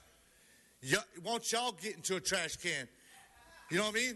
If our lives got to be in a trash can, why don't y'all's lives get in a trash can? House keys, not handcuffs. Black Lives Matter. Please come forward and identify yourself. My name is Eddie Howard, Los Angeles Community Action Network. Dr. Martin Luther King once said, and so eloquently I might add. Wait a second. Get out of the center aisle. No, your name has not been called, Mr. Spindler. Sit down. Respect. These people are genuine in their and upset about. Respect them. Don't play with them. I'm sorry. I am sorry about 7 that. seconds back, sir. No, you get all the time. All You right. need go right Thank ahead, you. sir. Eddie Howard, Los Angeles Community Action Network. Dr. Martin Luther King once said, and so eloquently I might add, that an individual has not started living until he can rise above the narrow confines of his own individualistic concerns to the broader concerns of all humanity. And we come here today in that spirit saying that this ordinance is egregious and reprehensible. For it only looks out for those sect of individuals that are your constituencies. But as I know it, everyone in your areas should be your constituencies, whether they sleep on the ground or whether they work in high rises. And we're saying today that this criminal aspect of this ordinance is unconstitutional and it should be nixed. The federal government has also said that any ordinance that goes forth with a criminal aspect in it will lead to them withholding money from this city. We are on the block every day, so we see the criminalization from the LAPD. Money's being wasted as they sit in front of tents that have been literally marked as crime scene with crime scene tape until the Department of Sanitation comes. That money could be used in other ways. We say Thank you, sir. Thank you. Your time is expired. General Jeff. Jeff, did I see you earlier? Yeah, come on. General Jeff, you'll be the last speaker. I said 10 minutes on both sides, and we've gone a little over on this side. Sir, who are you? Yes, good morning. My name is Brian Kim. You haven't been called. I called General Jeff. Yes, sir. Please don't come until I call your name. Thank you. Good morning. My name is General Jeff, Skid Row resident and Skid Row community activist. Councilmember Buscaino, when you mentioned that the elements in terms of the tents could stay up below a certain temperature, you didn't mention that the tents could also stay up above a certain temperature, whether it's 95 degrees or it's 100 degrees, because it's extremely hot out on that concrete, and that needs to be taken into consideration as well. As a black man born and raised in the city of Los Angeles, I want to say to each and every one of you council members, how dare you to tell me that when I'm homeless, all I can do is I'm relegated to putting my stuff inside of a trash can, all of my personal belongings. How dare you vote to belittle me and negatively affect my mental psyche to an extent where I'm scarred forever? How am I going to get out of homelessness when you keep throwing me literally in the trash? Okay, now let's restart the clock. We're going to go to those in support. Enrique Zaragoza, Summer Bernardo. I think it's Carol Schatz. When I call your names, please come forward. Robert Macardo.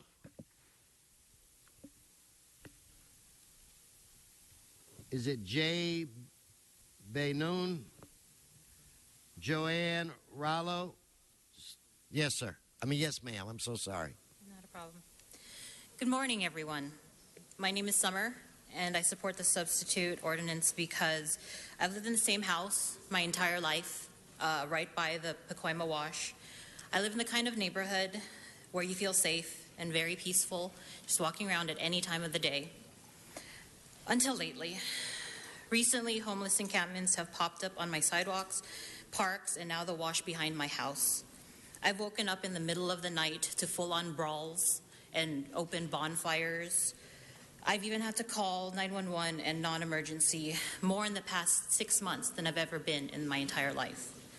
My neighbors have voiced their concern about their kids, their younger siblings, and the schools surrounding the area due to the increasing drug use and prostitute problem that these specific encampments have brought. At night, I'm even afraid to go into my own backyard just to let my dogs out because I don't know who's going to jump over my fence. I'm not really asking for much. I just want to get my neighborhood back. Thank you. Next. No, wait. Nobody. No, you have to listen to them. They listen to you. It's got to be balanced. Sir, identify yourself. Robert Mercado.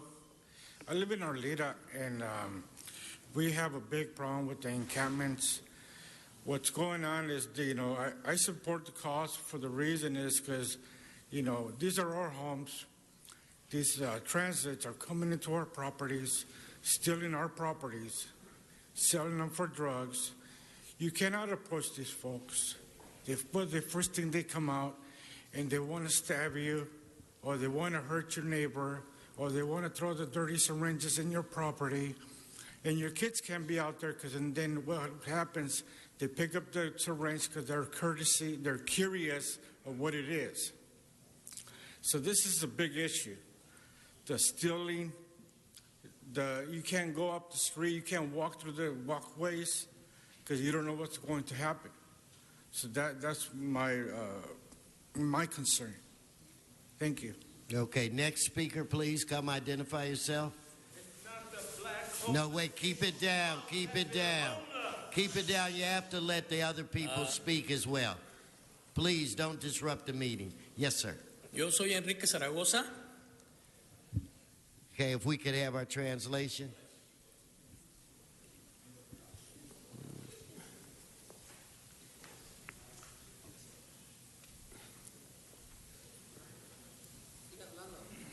Y mi problema es que en mi comunidad hay un Could you hold on 1 second? Ms. Martinez, would you help us out?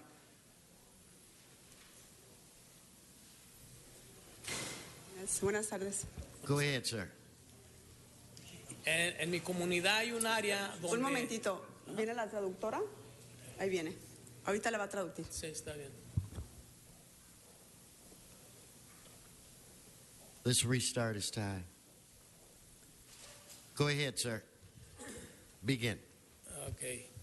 En mi comunidad hay un área donde hay homeless In my community, there is an area where there are homeless. y en mi caso a mí me robaron una bicicleta In my case, they stole a bicycle y 3 baterías and 3 de batteries my brother. from my brother. Ajá.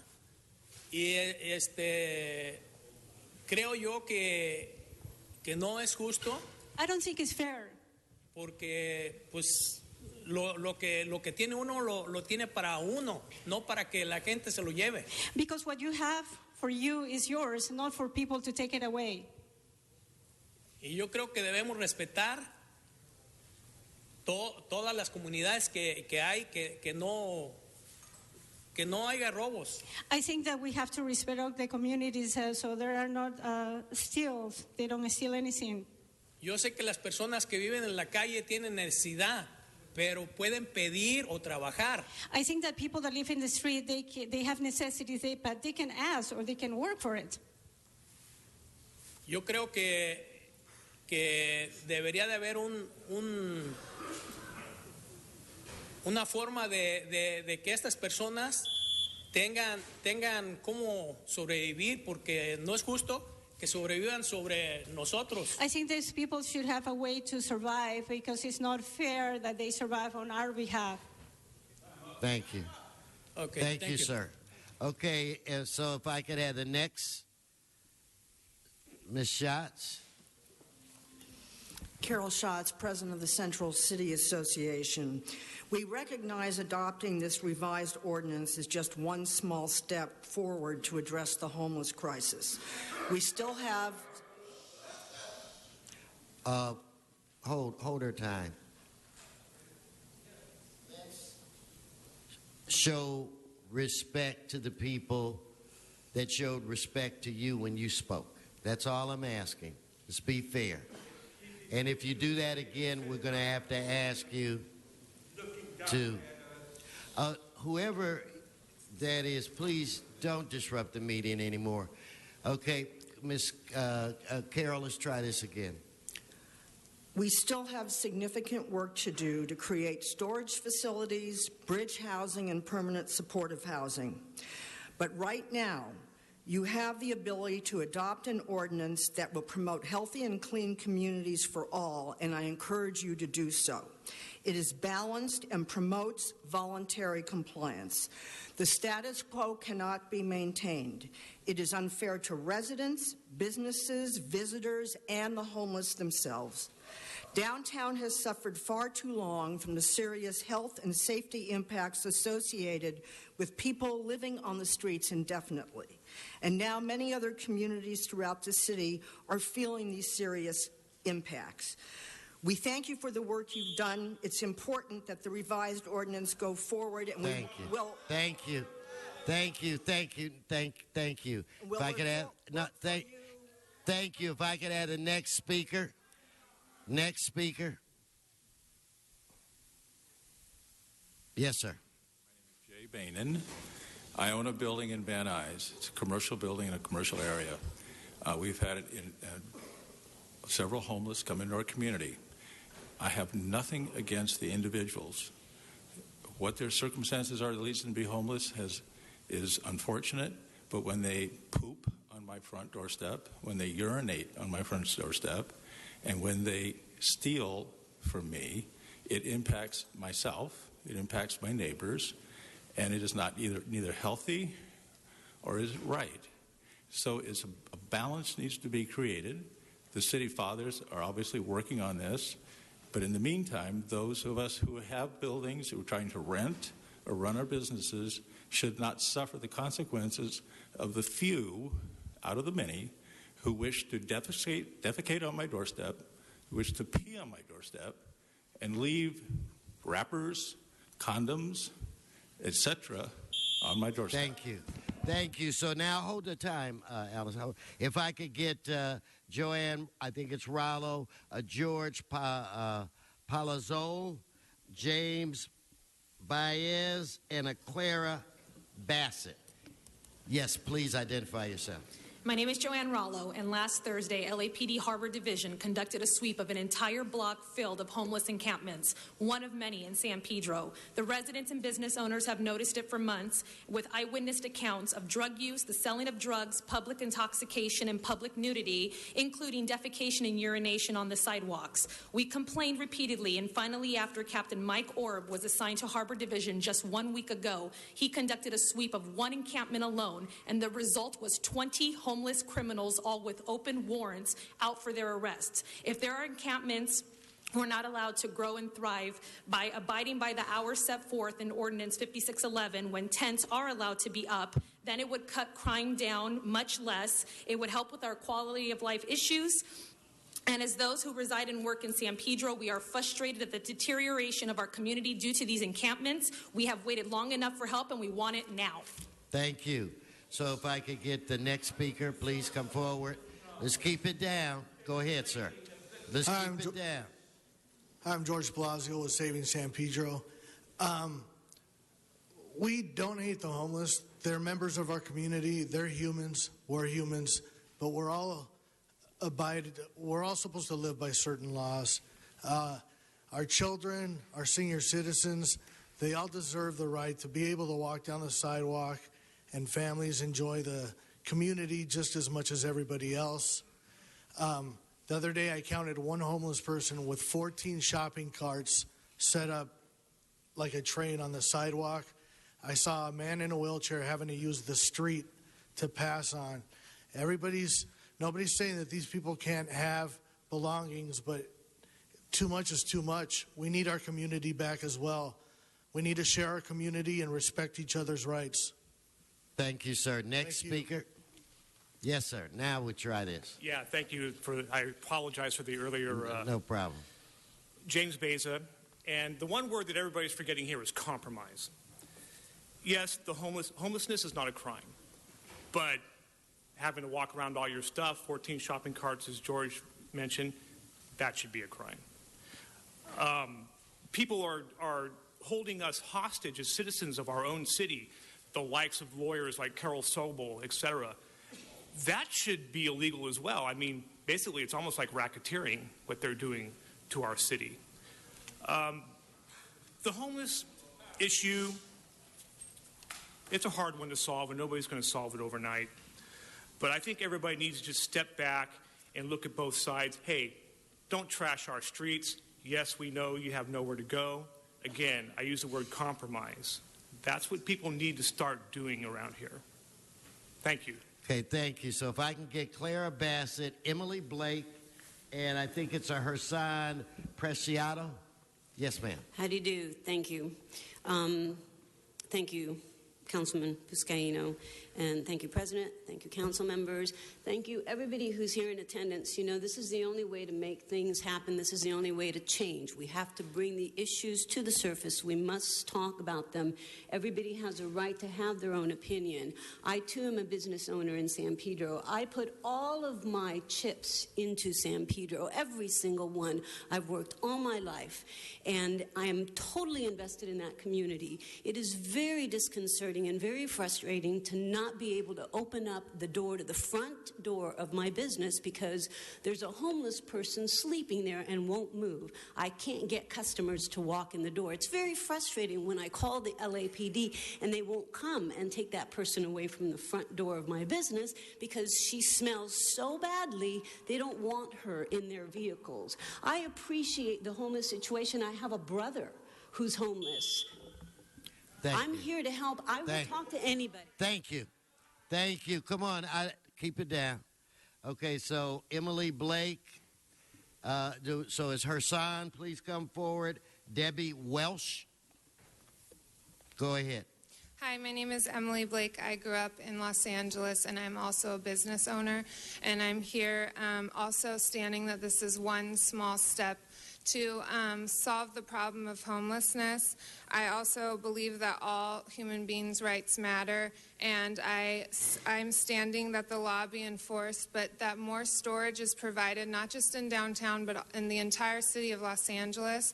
I also think that I'm requesting that more services be provided for mental health and drug addiction. taking someone off the street and putting them in permanent housing, but also looking at the issues behind mental illness and drug addiction, which in our culture we brush under the rug. I'm also requesting here that more temporary housing be available, as permanent housing is going to take quite a long time to build. So that's all. Thank you. Thank you. So next. Good morning, City Council, if it's still morning. My name is Harrison Preciado. I'm here representing the Broadway Place Business Coalition in District 9.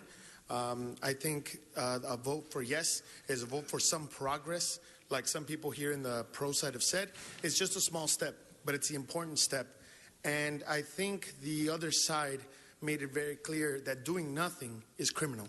So to do nothing at this point, knowing that it's a very important situation for our city, would be criminal too. I think if we did nothing in fear of legal litigation, we'd be a backward society. Thank you for all your attention to this homeless problem that affects thousands of employees in that corridor along Broadway Place and Martin Luther King. Thank you and have a great day. Okay, Ms. Welsh, you'll be the last speaker on the for side. Good afternoon, everyone. My name is Debbie Welsh, and I represent a third-generation Los Angeles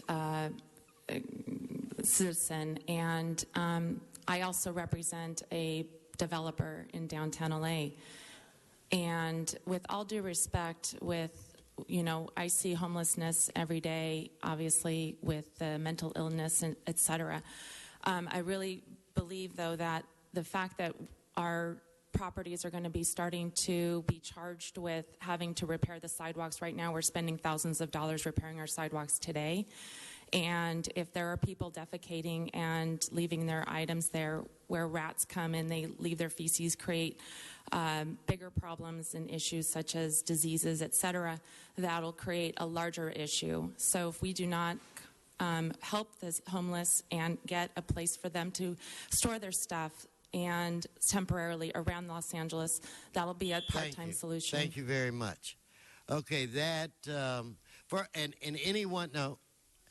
time we try to get an equal amount of time on both sides. I said 10 minutes on each side. We wound up with 15 minutes almost on each side. Those of you that have cards, your card will be entered into the record. At this time, Mr. Harris Dawson, how do we want to... Mr. Cedillo, then. I got it. Mr. Cedillo? No, I defer. Are we speaking on the matter? Yes. Okay. Mr. President, let me reiterate the same concerns that I've raised in the past. I want to applaud my colleague, Joe Buscaino, because he is with a very pure heart in his effort to do something. And he has been remarkable in his commitment.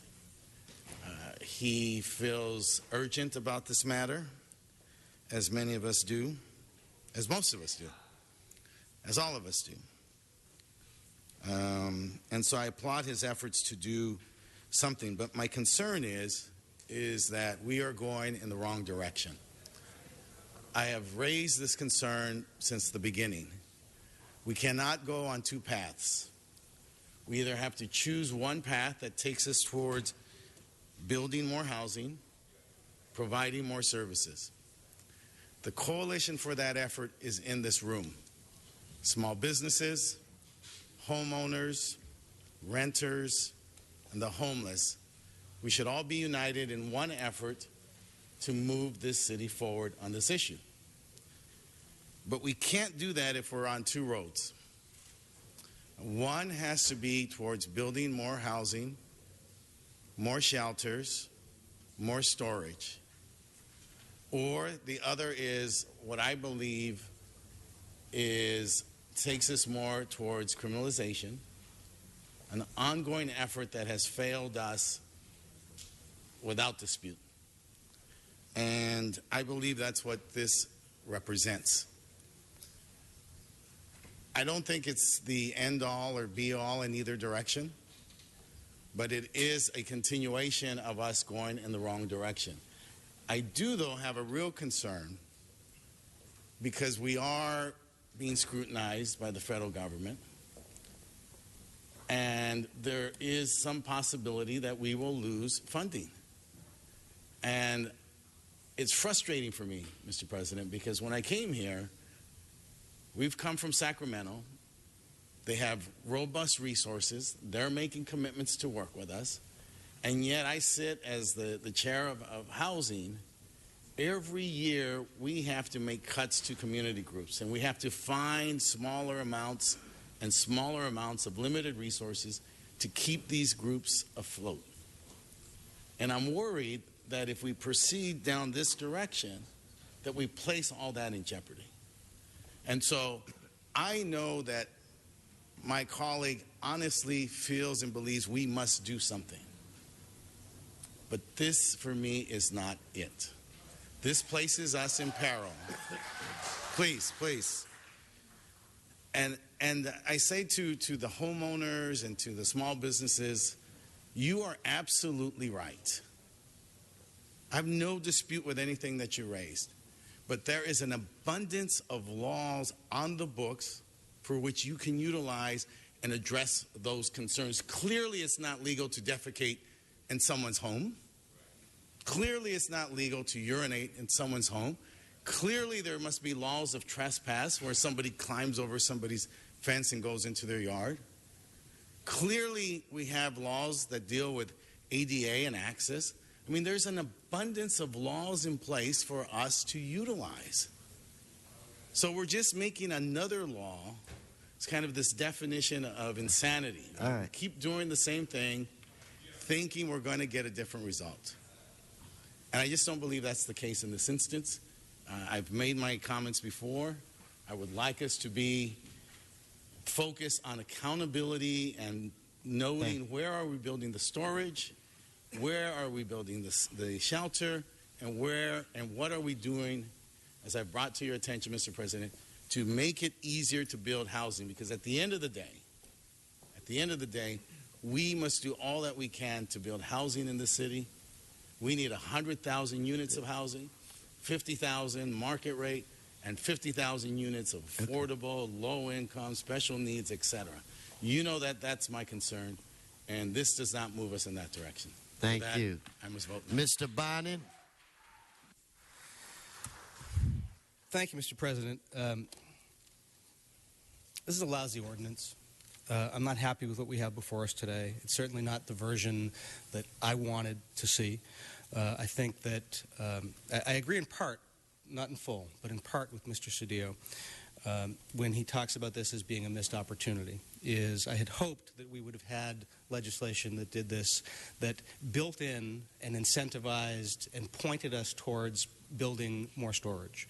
I think that we should have the ability to have stricter enforcement when we have more storage, and I think we've missed that opportunity in the version before us today. And I'm concerned for all the reasons that Mr. Cedillo pointed out. But I can't help but come to a different conclusion than Mr. Cedillo, because a no vote today keeps in place a worse, crueler, harsher version of this ordinance than a yes vote. A no vote keeps in place a 5611 that says you cannot have any belongings, something which is patently, on its face, unconstitutional, something that we know will get us in trouble with the courts, and it should get us in trouble with the courts.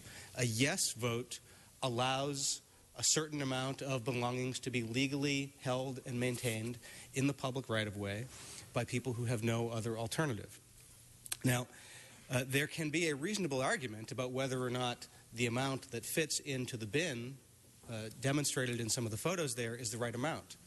In all of the hearings that we have had, I have not heard a single person articulate a different amount.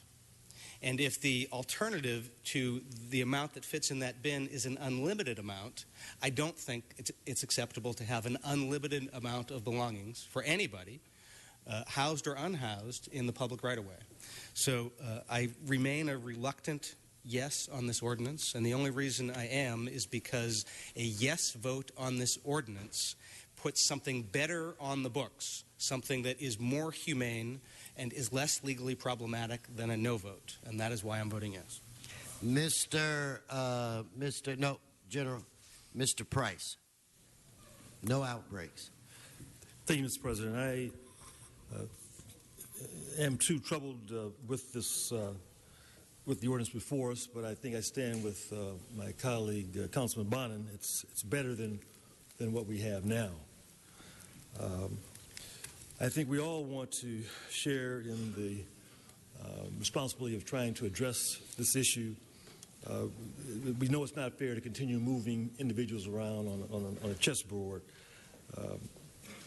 I think that this action today, though, does take steps to provide services to everyone along the homeless continuum. Recently homeless, chronically homeless, mentally ill, or those who suffer from addiction. Continuing to push your responsibility down the line is not going to solve the crisis. Just like enabling folks to remain homeless is not helping. I liken that to what I've seen in my district, similar to giving an alcoholic in the middle of detox some vodka, to ease the pain. We need tools that clean the city, and we need policies that motivate folks to take advantage and to accept services and to take steps to get off the street. For me, that means using discretionary funds to identify resources, to provide outreach workers, and even to provide suitable storage locations in my district. In the end, I know I'm doing the right thing, whether or not everyone agrees with it. But I know that the community I represent, they are supportive of the actions that we're taking today to make sure that the community is safe and that our homeless citizens are not being preyed upon. And so I urge my colleagues to accept and to support this proposal. Thank you. Okay. Now, again, if we can keep it down. Okay, there are no more speakers on the queue. Let's prepare members to vote for this. Mr. Clerk. And Mr. President, we'd be voting on items 7 and 26. For item 7, there are two reports, a Public Works and Gang Reduction Committee report and Homelessness and Poverty Committee report. And for item 26, we have item 26A, that's the amended ordinance that is before you. Okay, now what we're going to do, no, please don't disrupt the meeting. Okay, should we separate the votes? Okay, so we vote on what, 7 first? 7 first. Those are the two committee reports. Open the roll, close the roll, tabulate the vote.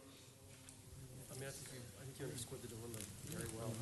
14 ayes. Now we'll vote on the second item, 26. Yes, sir. Mr. Cedillo. Okay, we changed Mr. Cedillo's vote to a no on that item. Now on 26. That's 13 ayes and 1 no, sir. Okay, so on 26, let's open the roll, close the roll, tabulate the vote. 13 ayes, 1 no.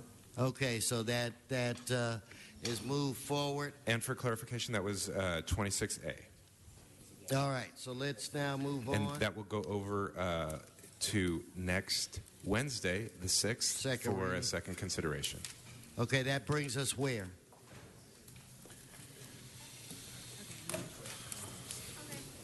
That brings us to item 11. Mr. 11, special for Councilmember Perez. We'll do item 11.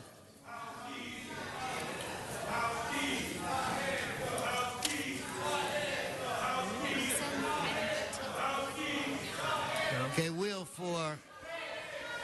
will recess for a few minutes.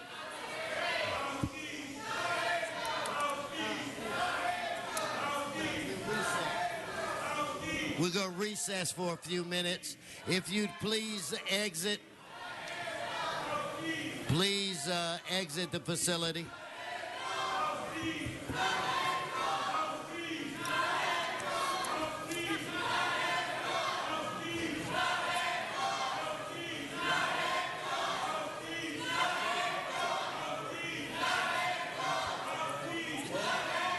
Okay, you please exit the council chambers.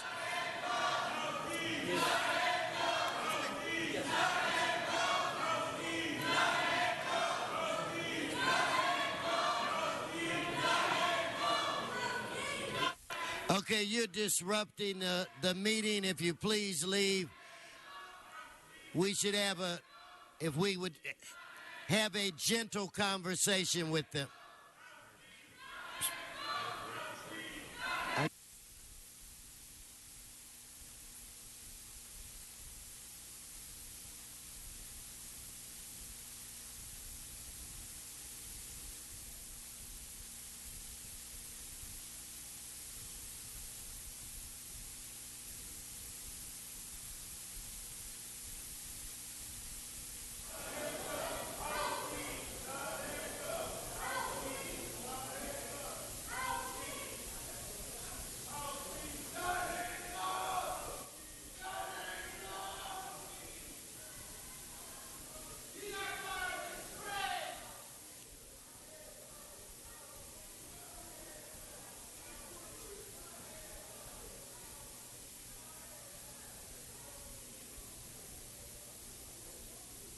Okay, now we'll go back into session.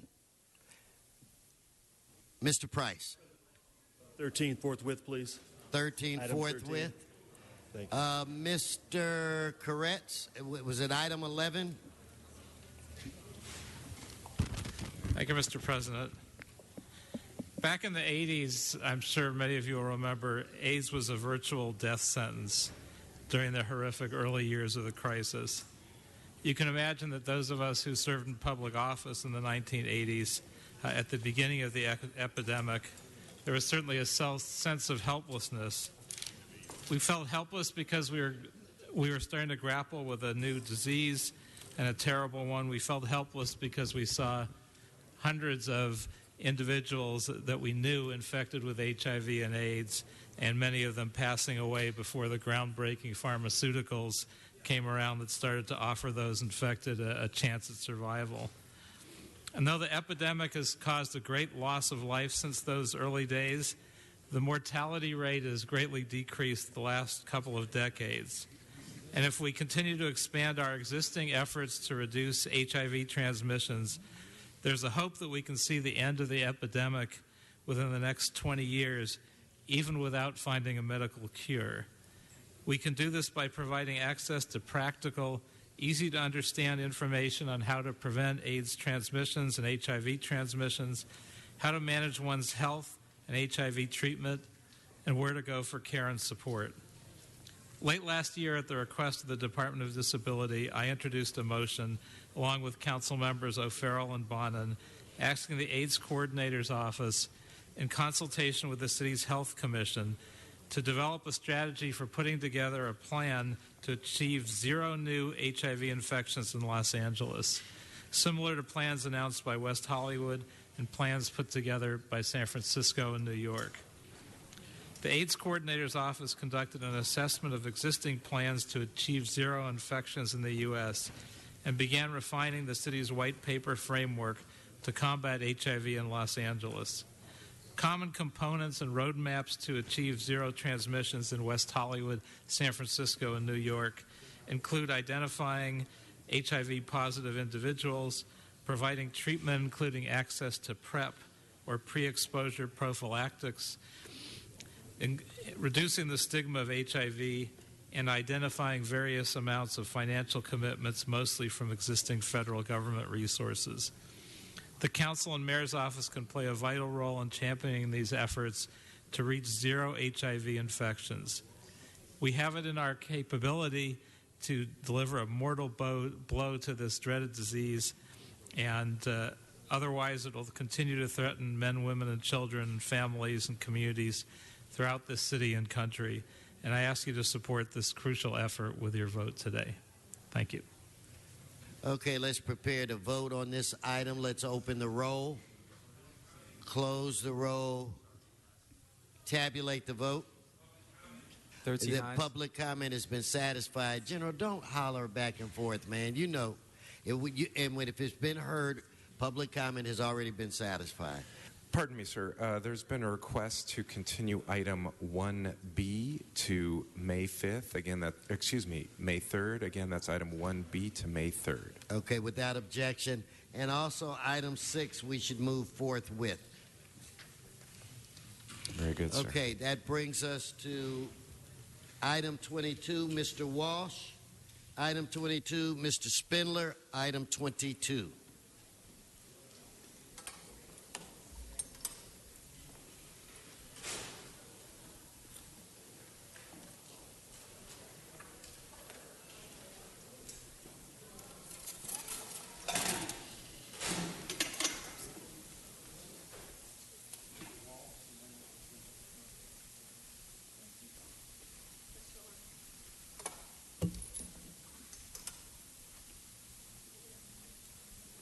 Item 22, Mr. Walsh.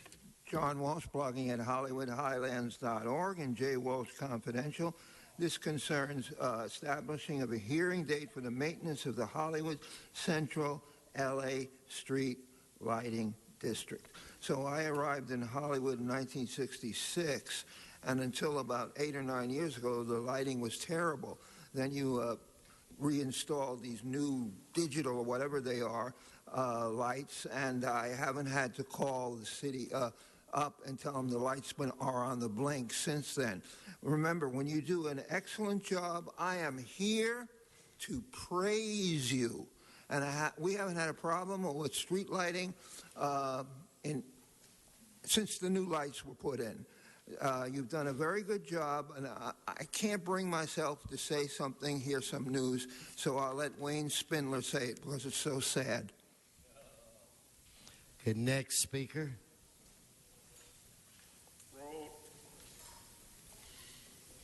Yes, they turned out the city lights on the great Bill Rosendahl today. Look, you're off the topic, and stay on the topic.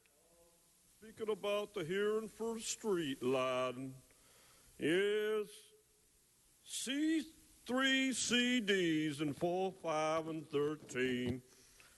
We're going to provide lighting, but what are we going to be lighting up? We ain't going to be lighting up nothing because it's illegal to camp on the street and even walk on Hollywood Central Thank you. Street. Your time has expired. You will not stay on the topic. All right, his time has expired. Sit down, Mr. Spindler. Let's prepare to vote on this item. Let's open the roll, close the roll, tabulate the vote. 13 ayes. Okay, now we're going to go to item 25. Mr. Walsh and Mr. Spindler, we're going to give you another shot at it. Stay on the topic. Item 25, Mr. Walsh.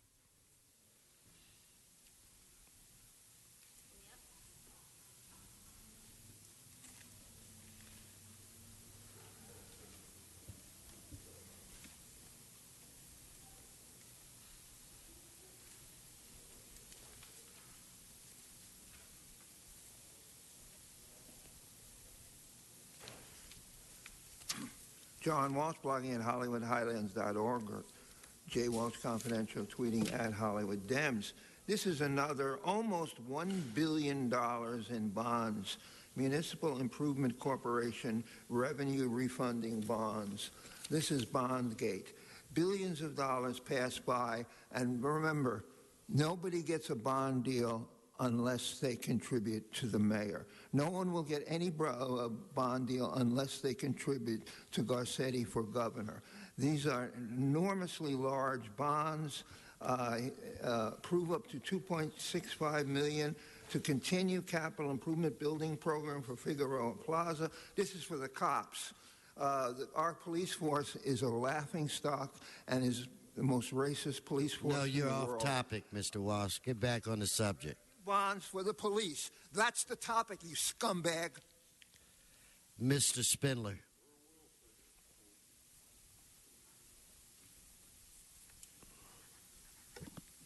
So, fucking communication from the fucking chair and the fucking members. $950 fucking million of Michael money going to this, subject to the approval of the mayor. Well, fuck, he'll approve it. $950 million of stolen money going to these revenue bonds. Don't buy revenue bonds because it goes to things like the police And you don't want to get money to police on revenue bonds, do you? No, of course you don't. So do what the hooded ones do and vote no on number 25.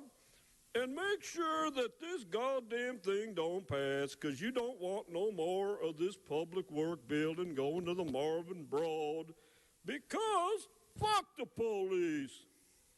All right, let's vote on this item. Let's open the roll, close the roll, tabulate the vote. 13 ayes. Let's go to item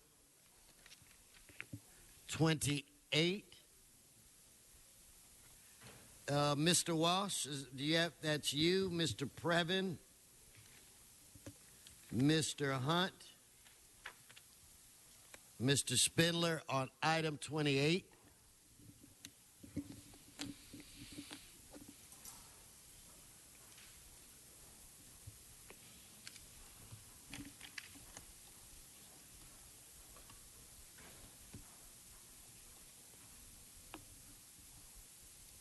John Walsh, blogging at HollywoodHighlands.org, or Jay Walsh Confidential, tweeting at Hollywood Dems. This is a list, relative to a list of proposed law firms and proposed fee schedules for the Attorney Conflicts Panel, 2015 to 2020. If you can get, the way you get on this, get a contract to represent the city, even though we have, 800 lawyers, we need more. The only way you can get the contract is to make a contribution, preferably always to Herb Wesson, and then you will get on. Now, the Attorney Conflicts Panel, we're 100% in favor of the outside lawyers that you're bringing in. Of course, they are the most incompetent lawyers in the world. The reason I can say fuck, shit, piss, and cunt is because we went to court, federal court, with your lawyers that you hired from this conflicts panel, and we whipped your fucking ass in the court. And that's why I can say any fucking shit I want up here, you scumbag. No, but you got to stay on the subject. Okay, come on, Mr. Previn.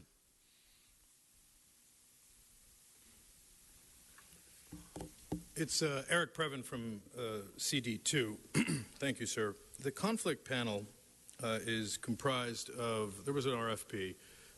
They got 47 takers, firms that would be interested in playing this role, and then have pressed 39 of them into service. Many of those firms, to my surprise, are firms that have extremely close relations with the city hall. And so when we apply to the conflict panel, when the city attorney himself, Mike Fuhr, is conflicted out, is what they say, where he's too close to, say, the LAPD who are being sued, or, for example, the council who are being sued for whatever reason.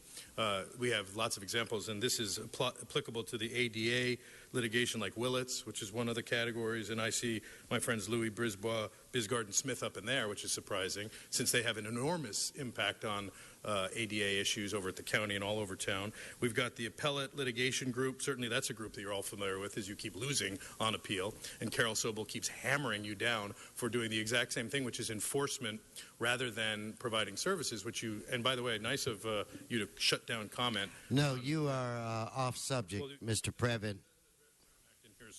No, you are off again. Thank you. Your time's expired. No, Mr. Previn, go on. Come on, Mr. Hunt. No, you are off. You, sergeants, your time.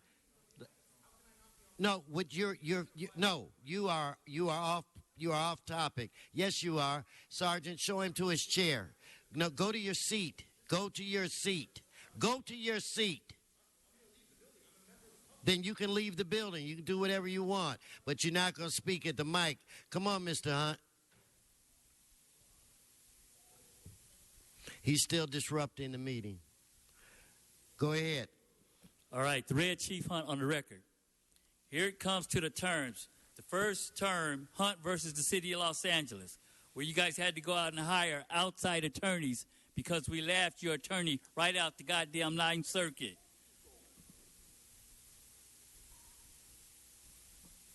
Is it okay? Just keep talking. Okay. Yeah, but this is where the city always wastes the money. You guys have attorneys over here, and you guys still hire outside attorneys to come in and lose. Good example, Rhodey versus the Don Watanabe's in the Dowd cases. You guys still lost. Did it correct any of the problems? Herb, you still violating the Constitution. Dowd versus the thing. And they hired outside attorneys for you guys to learn, and you still haven't learned. Stop being a jackass.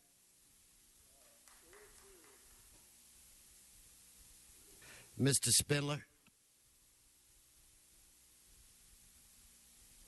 And that's where we get these jackasses outside law firms. What are they telling you to do? They're not telling you to pay the liquidated damages claims. See, for people at home, when a city gets sued, you file a notice of intent.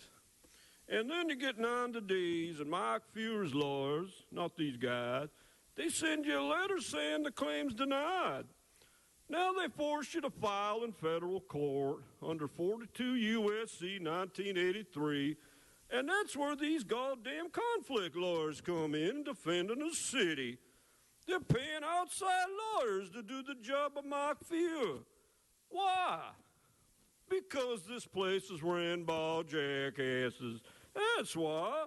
Because only a jackass would pay for 2 sets of lawyers to do the same old thing. You got 90 days to answer the complaint. Now, what are you going to say about things that are simple? Arrests are simple.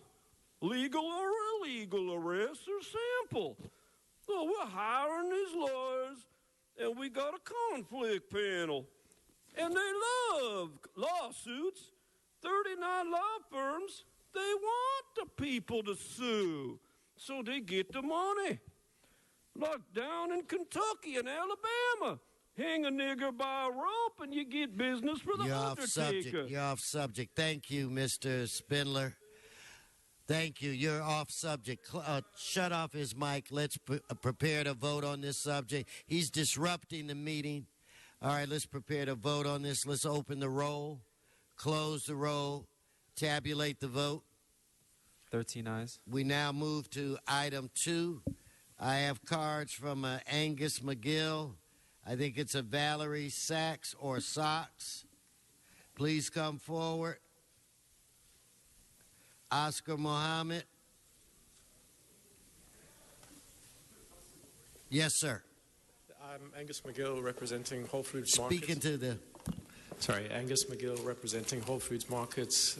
Honorable members of the council, I just wanted to say that as a business, we're very pleased to be able to come into this community, and we're taking over an existing grocery store and would like to serve the community that we're coming into with the same options and opportunities that the previous grocery store did. We're happy to be able to offer a wide range of healthy, organic, natural foods, and to look forward to being a positive member of the community. Thank you. Next.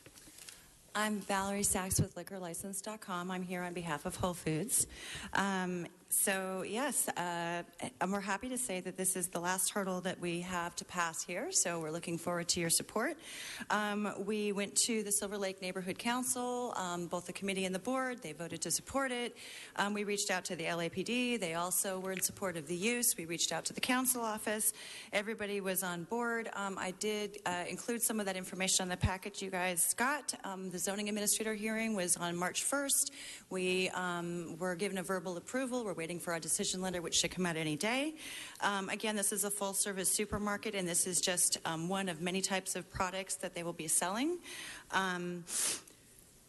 They are an exemplary operator as a company. They raise the bar with pretty much everything they do. As Angus indicated, they are investing a great deal of money to rehab the shopping center and to just, which is kind of badly in need of deferred maintenance, and it'll overall be a very positive use. The ability to serve these items at their full-service supermarket is very customary, and they're just looking to be able to do that. Again, there is no net, as Angus pointed out, there's no net increase in the number of off-sale licenses in this area because there was a Ralph's at this location, but because they were dark for an extended period of time, it created the necessity for us to come before you for this public convenience and necessity. Mostly we just wanted to be available in case anybody had any questions or concerns. Thank you very much. Thank you. Mr. Mohammed,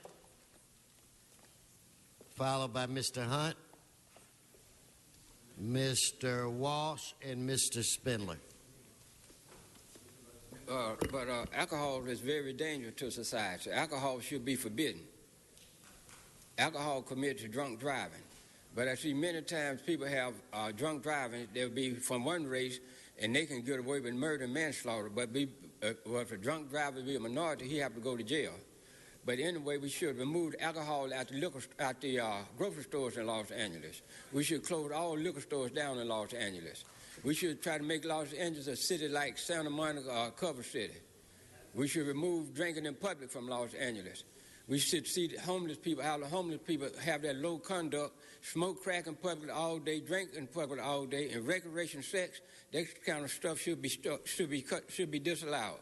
We should set up a better space for the homeless in Los Angeles instead of let them have such a low form of lifestyle in public. Get back on the subject, Mr. Muhammad. You got to stay on topic. Connected with the corrupt politician. That's why they want. No, you're off subject. It's about alcohol, though. Stay on alcohol. It's about alcohol and drugs downtown Los Angeles, and also Los Angeles in the city of Los Angeles. But God said He helped those who help themselves, and the government helped us. Thank you. You're off topic. Okay, is it Mr. Hunt? Is it the Red Chief? Mr. Hunt? Here go another big business that can afford anything they want to do, liquor license as well. You have to take it and you have to look at the percentage of liquor licenses that are in Hollywood. Now, it's not enough liquor license in Hollywood, or do we have to add liquor license for Whole Foods because they got big money? And the big money corrupts the whole process because all of you guys can be bought down here. So on that note, I'm going to say you guys got to vote yes on this because this is what you guys are. You're big business hoes and shit like that. And we need more education places about alcohol. I don't see Whole Foods doing no education seminar about alcohol or no NA or no AA programs. You should take most of your council people have been through one, like Mike Bonner. He's been in AA. You come on, stay on the topic, Michael. What? That's Alcohol Anonymous? Just stay on the topic. Alcohol is a topic, and a lot of you guys are alcoholics in here. This is why you guys gonna vote yes. Mr. Walsh, Mr. Spindler.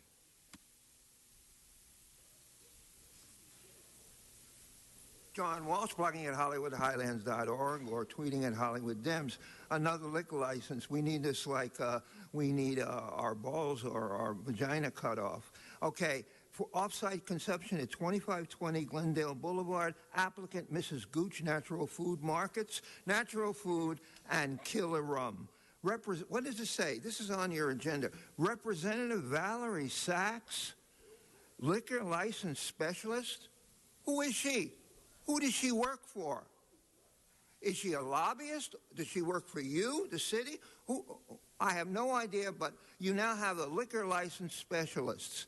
And I hope to God that none of your relatives are killed by a drunk driver. We'll let God decide whether you deserve your mother and father being run over by a car from a drunk driver. Okay, Mr. Spindler, and I'm told Mr. Previn. I don't have a card, but Mr. Previn. So, Mr. Spindler. Got more jackass stuff. Now we got Valerie Sachs, liquor license specialist. Yeah, we're going to have a specialist for everything. Now we're going to have a way to get liquor licenses approved. Well, Valerie Sachs knows how to do it. If you're out there and you want a liquor license, contact Valerie Sachs, liquor license specialist, and she'll show you how to buy your councilman and get your liquor license wholly available. Mrs. Gooch's Natural Food Markets for the Whole Foods. That's by a bunch of white people gonna buy a bunch of hooch to get drunk, get in their car, and run over your baby. You don't want your kids run over. You don't want to see anybody die. But you don't give a shit, so you approve a liquor license because that's how you get your campaign donations. Fuck the fucking police. Mr. Previn.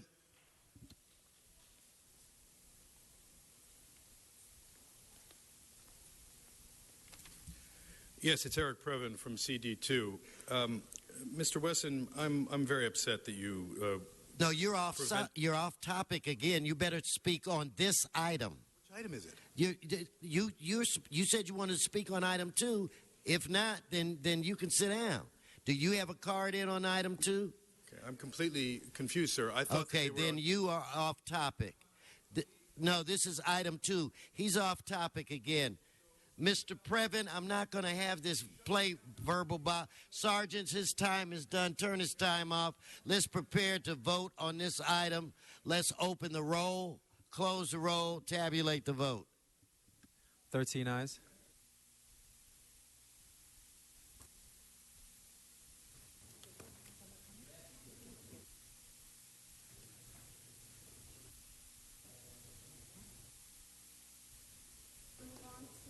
We're going to move on to public comment. Brian Kim. Are you here, sir? Good afternoon. This is public comment. Good afternoon, Honorable City Councilman. My apologies for the earlier delay. I'm with a company that manages commercial real estate in California, buy, sell, and hold, and this is regarding the homeless encampment issue. So I'm not here to complain. I'm here to simply offer my support and give credit. We had a homeless encampment issue roughly 3 weeks ago near LA City College. That's near Council District 13 under Council Farrowman, and wanted to give credit and appreciation for the very swift and effective resolution for clearing that area. And I wanted to share my humble opinion about a couple of ideas for potential consideration for not only just addressing 5611, which I'm in support of, but basically to enforce the law, but also respect and provide the resources that homeless would need in terms of education, leadership, job opportunities, etc. And I think one thing that we can do is, I've actually gone through the process. I've called 211, and I found it to be a slightly challenging experience to find out all the government resources available. So maybe if we can offer a one-stop shop where they just call one, have a case manager. Your time is up. Thank you. The next speaker is Melanie Lambrique. Hope I pronounced that correctly. Melanie, are you here? Melanie is not here. Next speaker is Eric Previn. My mic is on. Are we having audio problems? Can you hear me now? It's been on. Next speaker, John Walsh. And for the record, Mr. Previn was still in chambers when you called his name. Correct. And someone else called after him also, and he continued to walk out. Thank you.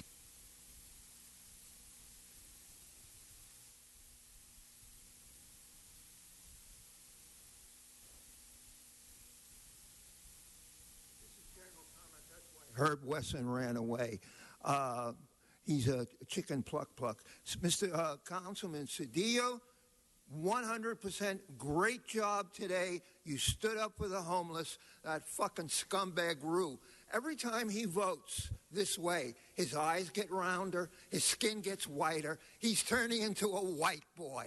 Congratulations, Whitey. And I just want you to know that, in a sad note, they don't care. They don't give a fucking shit. But Bill Rosendahl passed away today.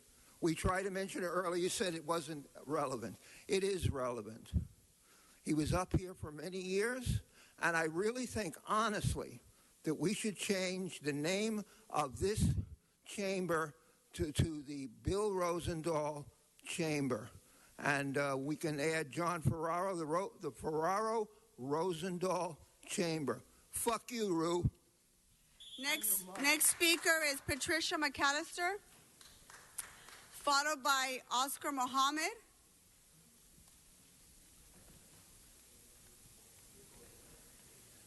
Mr. Muhammad, you're next, okay? Well, the council shut me down today. This is my only time to speak, 1 minute, and I'm going to protest this. You're breaking the Brown rule here, disrupting people when they're speaking. When you have these closed meetings, we're supposed to get a copy. I want a copy of decisions and everything when you have these closed meetings. That's the Brown Act. Let's bring Maxine Waters up in here. These Negroes, Price, Dawson, and the head Negro up there, we need to, well, I'm going to say it, we need to whip you. Most people say pistol whip, but I'll take the pistol out. We need to whip all three of you Negroes.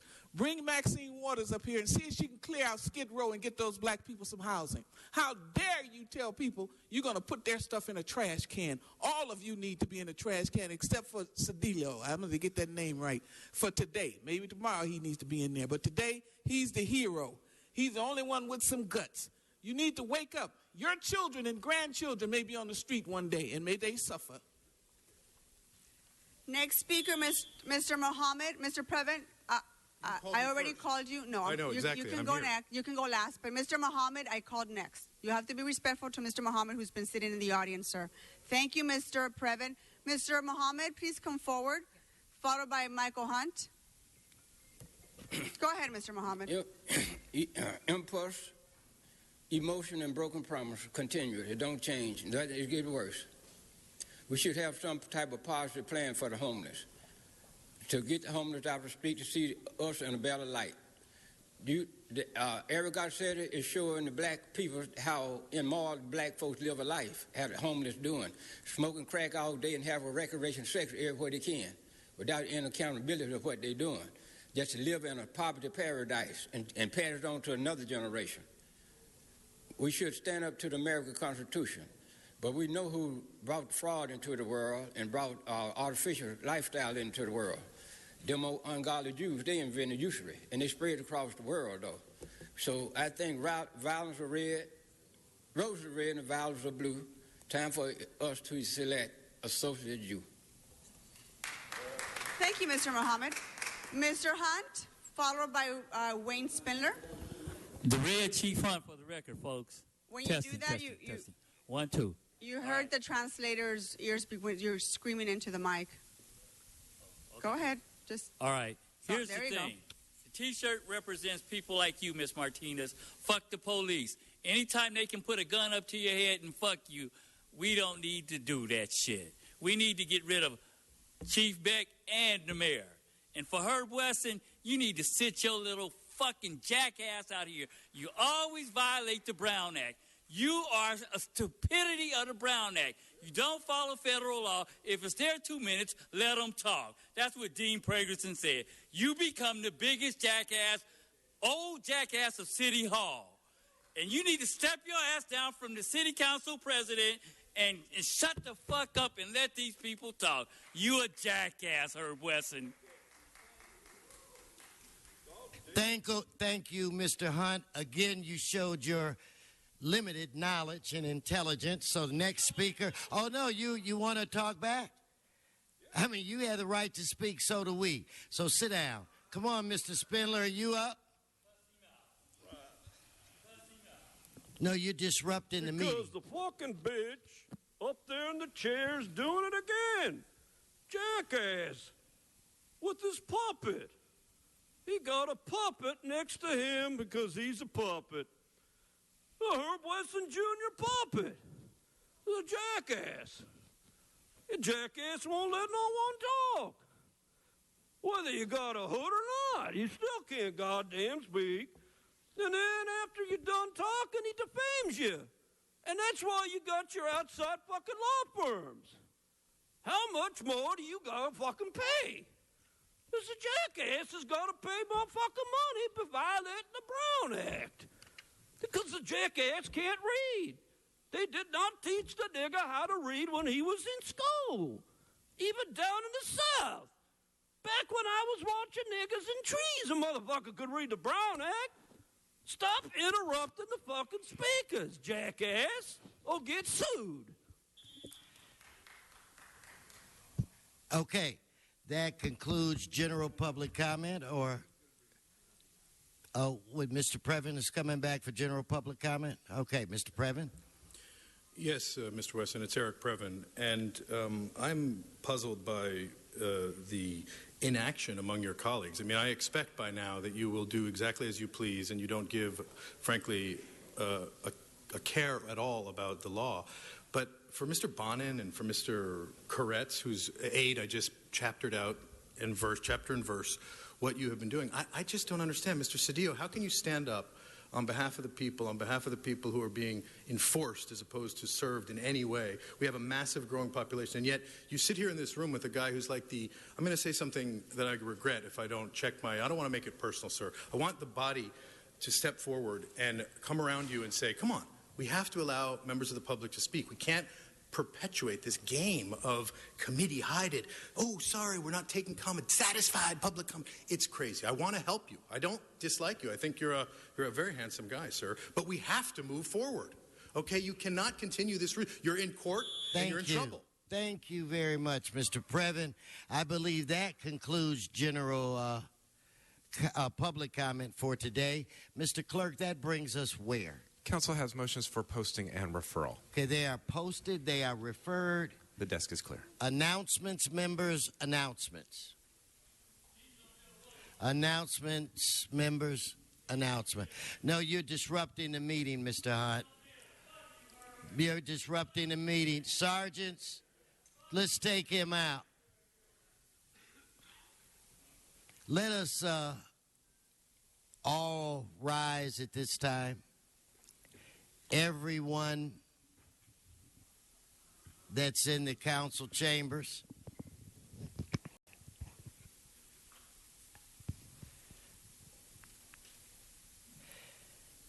Everyone that's in the council chambers.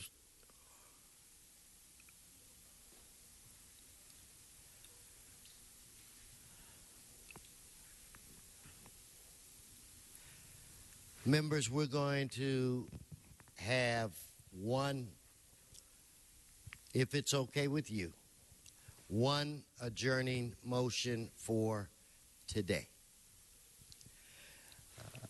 Any others we can do at Friday's session. It is with a heavy heart that I turn to Mr. Bonin at this point in time for our adjourning motion. Thank you, Mr. President, and thank you, colleagues. I've known for a very long time that I was going to have to do this at some point, and it doesn't make it any easier. I think the only thing that makes it somewhat easy is that I think I'm feeling more numb than anything at the moment. I'm asking today that we adjourn in memory of Bill Rosendahl, who passed away this morning at about 6:30 after his 4-year battle with cancer. He was at home among friends and family, not in pain, and went very peacefully. I've known Bill for, I think, 13 years now. I was his campaign manager. I was his chief of staff for 8 years. But more than that, he was really a friend and family to me. We lived a block away, and I'd routinely get deliveries of fresh eggs and impromptu visits from Bill. And he was just a giant of a man who was filled with love and, more than anything else, I think, alive with a sense of possibility and an obligation of possibility. I used to joke with him that the scariest moment of my day was 9:20 every morning when he'd leave his home in Mar Vista and start driving to City Hall, and he'd call in with whatever his idea or plan or scheme was for the day. And it would give you a jolt because it was always something big, and I used to tell him that often it defied the laws of gravity and physics and literally the laws of California. But every day it was an idea to try to do something big, to try to help somebody. And most days, he managed to get it done. I don't know how, but he managed to get us to throw everything else away and get something big done. And he was always summoning everyone to a better possibility. He was always summoning anyone he met, to a greater possibility, to greater inspiration about what they could do with themselves and with their life. He was always looking and finding the brighter side of things. He was just all about love and about positivity and about speaking his mind. He was so bad at no, actually. There was one time early in our first year in office when tenants were being evicted from Lincoln Place in Venice. And he was routinely calling the executives at Aimco, asking them to allow the tenants to stay. And he would get off the phone and he'd say, "Mikey, they said the tenants can stay." And I'd go in my office and I'd call the vice president at Aimco and they'd say, "Nope, we didn't say that." And so it got to a point where when he had a meeting with the tenants, he actually said, "I called Aimco, here's what I asked them, I'm going to let Mikey tell you what they said." Because he just couldn't exist in that universe where there was a negative answer or no. He always wanted to live in that possibility. Bill had a very, very storied life, and most of you probably know various elements of it. He was fond of telling his story, often here. He grew up in Englewood, New Jersey. He was an aide to Eugene McCarthy on his campaign. He worked for, then switched to Robert Kennedy and was with Senator Kennedy here in California when he died. He often told the story of working for Kennedy on the Indiana primary when Kennedy asked him a few days before the votes were cast, "Am I going to win?" And Bill said no, and it was like a big deal because he had said no to the candidate and was not giving him the same info his insiders had given him. But he was here at the Ambassador Hotel that night, a fateful night. After that, Bill also worked for the George McGovern campaign, traveled on the McGovern campaign where he befriended Arlo Guthrie and Warren Beatty and a bunch of others. He also served for a couple years in the U.S. Army and spent one of those years as a psychiatric social worker at Fort Carson in Nevada, where he counseled veterans who were returning from combat in Vietnam. He also was the subject of a Life magazine cover story back in those days because he did something to boost morale and change the dynamics among the volunteers at that Army base. He worked briefly for the Carter administration, actually. He was a State Department appointee on international trade. And somewhere in the middle of that, he traveled around the world by foot, traveled Africa by foot, and visited scores of countries, camping out under the stars. He came to California in the 1980s, first to San Francisco and then eventually to Los Angeles, where he began his fabled career in television broadcasting. And long before he had this job, where he said he made peanuts and he was treated like dirt by folks, he said he was Star Willie. He was the big celebrity because he hosted over the course of 17 years, 3,000 television shows about every single aspect of public affairs. Local programming, national programming, a personal best series, a perspective on the Mideast, a God Squad show. And what he used to say about it was that he would just sit back, never express his own opinions, very different than when he was on the council, never express his opinions and allow people to finish their sentences and their thoughts. And all of his shows are now archived at LMU and are an incredibly rich history of a time here in Los Angeles. Then, as we know, when he left the cable business in 2005, he joined this body. And there's a number of things he did that I can talk about, modernizing the airport and helping the homeless and fighting for affordable housing. But I'm struck less by individual legislative accomplishments than I am by just some stories that are in my head about Bill. The one that stands out most, because this was what he told me repeatedly was his proudest moment, is one most people don't know about. When Playa Vista was under construction, they discovered in the construction area, before he took office, I believe, the remains of Gabrielino Indians. And for a couple years, they were kept in boxes in storage at Playa Vista. And when Bill found that out, he was, in a word he used often, outraged. And he dedicated himself absolutely to make sure that those remains did not stay in boxes and that they were properly interred. And his proudest moment was when he joined the Gabrielino descendants for a proper burial ceremony at Playa Vista. He was so honored by that, and it really was, I think, it was, as he said, the thing that he was most proud of doing. But the thing that I think tells the most about who Bill Rosendahl was probably about 6 or 7 years ago, when Steve Lopez was doing all the columns about homelessness here in Los Angeles. Bill and a number of other elected officials and government officials, lots of folks, took a tour at night, 8 or 9 o'clock at night after dark, of Skid Row. And when they began the tour, they gave everybody rubber gloves, medical gloves. And they gave them instructions, don't touch anybody, because you might get a staph infection or get disease. Whatever you do, make sure you don't touch anybody. That pissed Bill off. And he refused the gloves. And he went around and he got down on his knees and held people by the hand and gave them a warm embrace and talked to them one-on-one. And that was so Bill Rosendahl. That was who he was. He saw the absolute dignity in everybody, whether it was a billionaire that he represented in Brentwood, or someone who was living on the streets, or someone who stood here and screamed at him every single day. We all know Bill gave away eggs. I'm so stoked that my young child got to spend 7 months having Rosendahl eggs every morning for breakfast, because it was Bill's fondest gift was to give something that was so distinctive, such a symbol of life, and he was beaming with pride every morning when he walked into this building with the 4 or 5 half-dozen cartons of eggs. And for him, giving those out was like giving out an Academy Award or a lottery prize, and he just thought it was the best thing in the world.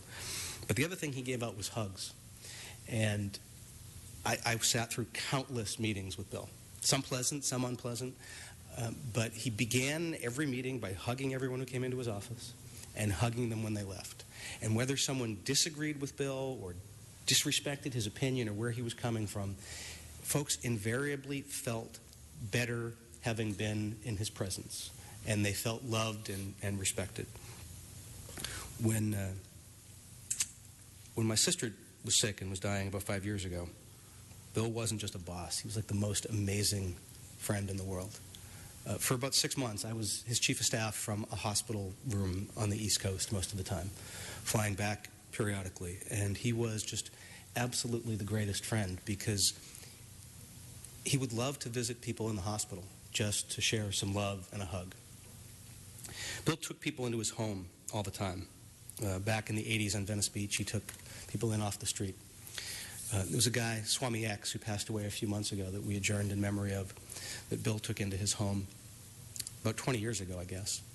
And Bill cared for Swami. Swami got sick about 5 or 6 years ago.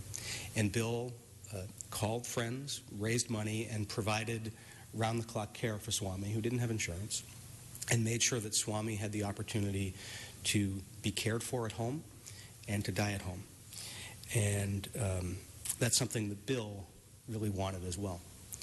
When he was diagnosed with cancer almost 4 years ago now, Bill got very morose, which was very uncharacteristic. And he was planning his funeral. And it was like a 7-day funeral with hosts of speakers and all sorts of stuff. But he was planning it out. He cashed in an annuity. He gave $100,000 away to family and friends. And he really thought he was going to go. Thought he would have passed away in August or September of 2013. And I was with him when a friend of his came over with her husband, who was a retired oncologist. And this oncologist said, "Bill, there's nothing we can do. You're going to die. Take some morphine and pass peacefully." And that's when Rosendahl kicked in. Once someone told him he was going to die, there was no way he was leaving. And he dug in, and he did everything he could. He took those hits of radiation, he took that chemo, he took the medical marijuana to feel better, and he fought like hell. And he came back, and he was in remission. And he got cancer again, and he came back, and he was in remission. And up until a few months ago, just before Christmas, he was out at events with me. We were doing events together. He was out. He was speaking at cancer events, at community events, at galas. He was just out and about because he loved being around people. And when this last bout hit him, it hit him right around the holidays, right after Christmas. He got really, really ill. And he was in the hospital in January. And the doc said, he's probably got 2 or 3 days.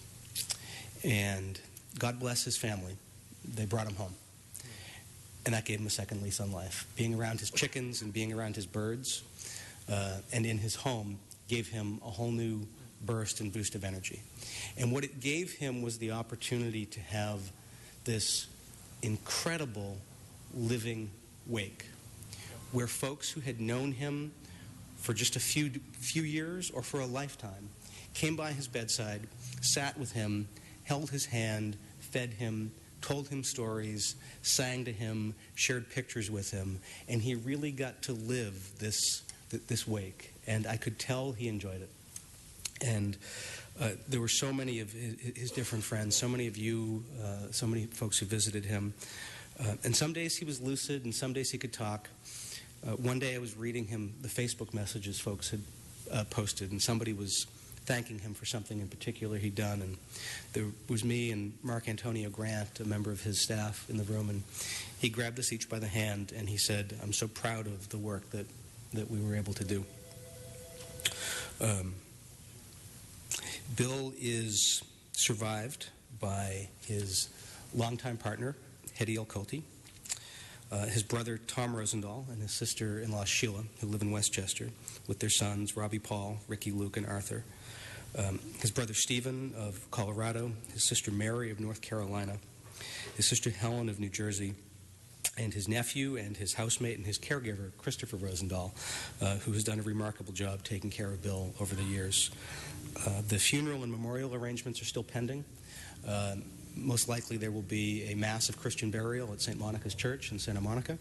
And then I am going to throw one hell of a memorial service celebration of life at Mar Vista Park over one of the next couple weekends. That will be the kind of service that Bill wanted that probably couldn't fit into the liturgy of a Catholic service.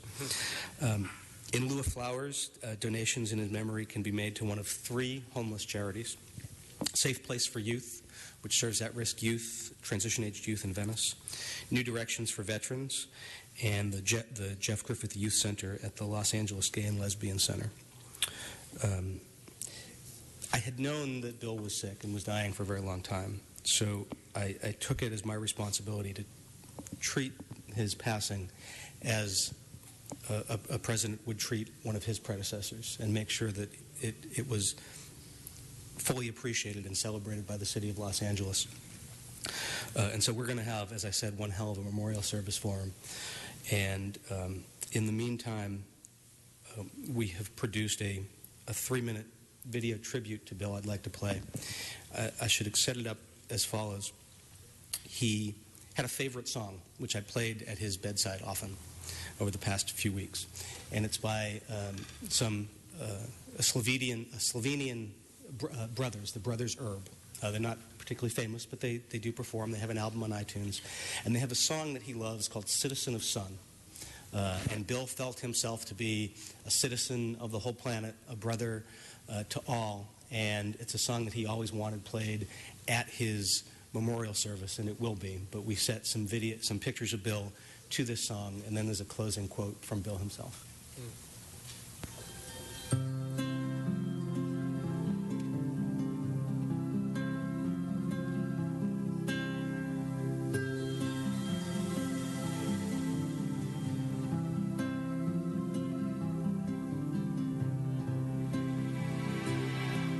Citizen of sun. Every time I see the flowers grow, and I know they too would like me to know, I'm a citizen of sun. I'm a citizen of sun.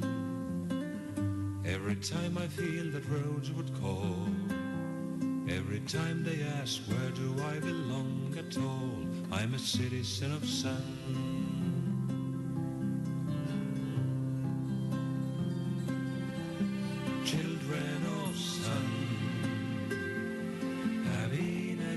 Time on my wall, heeding my call, heeding my call, heeding my call.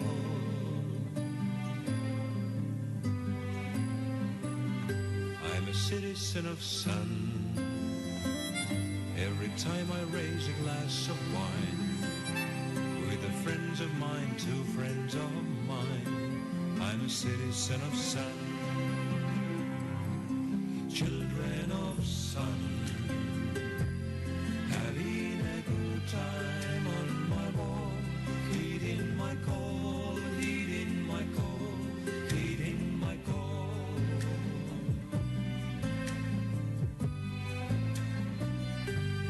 citizen of sun. Every time I see it in your eyes, even if it doesn't sound too wise, I'm a citizen of sun. I'm a citizen of sun. Every time I see it in the sky, raise your eyes if you still wonder why. I'm a citizen of sun.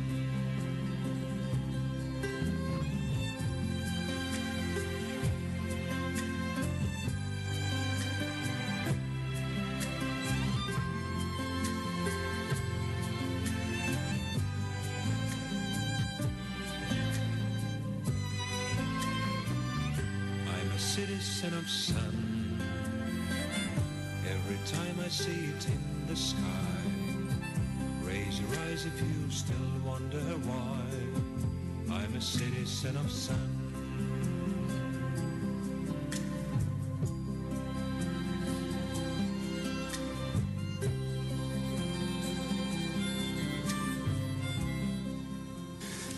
The heart of Bill Rosendahl knows absolutely no bounds, and it has guided him, and it is his greatest legacy.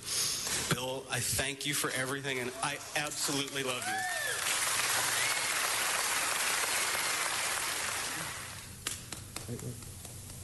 But then when I came to the final moment of dealing with my situation, I came to this religion. Love yourself, love your neighbor as yourself, and don't judge.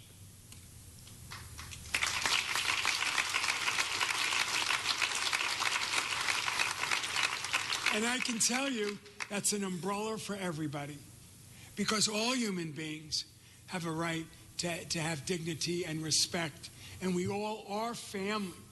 We all are brothers and sisters. We all live together in the context of this earth. It's our earth, and if we can get along with each other and get with each other, what good is it?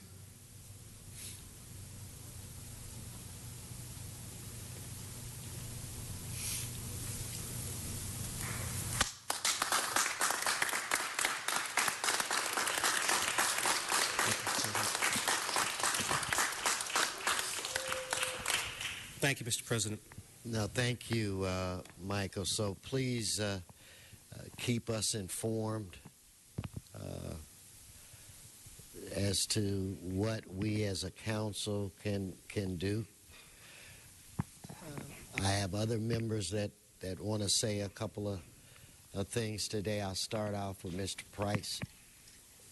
Thank you, Mr. President and members. This is really a loss to our entire community. My first memories of Bill were in the mid-'90s when I served on the Inglewood City Council, and I was one of the thousands of elected officials and public officials and others that he interviewed. Over the years, we would always joke about that. I think it was Six Star Cablevision at the time. But I remember Bill from the earliest time, the hug, the warm handshake, and his undivided attention, almost as if you were the only person in the world, and he wanted to know, he wanted to hear, he wanted to communicate, and he did it so well. And so it's just going to be, he lives a rich legacy to broadcasting, public service, just as a human being in this world. And so he's going to be sorely missed, and our prayers are with the family and friends and the community as we mourn his loss, but remember his contribution. Thank you. Mr. Kretz. Thank you, Mr. President.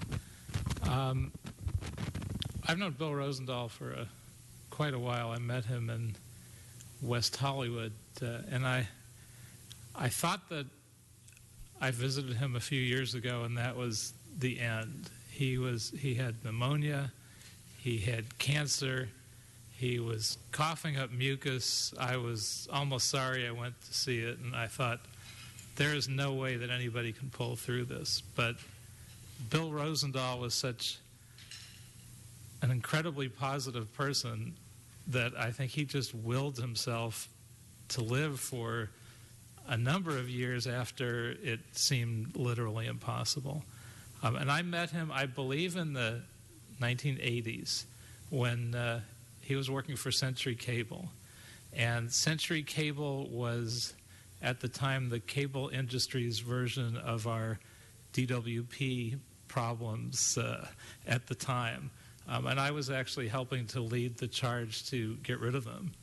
And Bill came on board as their representative, and it was his sincere desire to actually reshape that company and their service that kept us all from giving them a well-deserved boot at the time.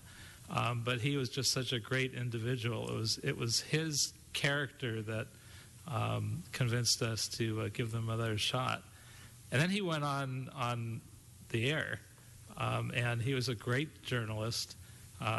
He had perhaps the best public affairs show that ever aired in Los Angeles. And as Mr. Bonin said, he was a great journalist in that you didn't really ever have any idea where he was coming from. He asked really good questions. He had me on the show maybe once every year or so if I had a really interesting issue that they wanted to air. And when he ran for city council, I actually had a few friends that were kind of angry at my endorsing him because they thought he would be much more conservative than I thought he would be. I think my guess was correct.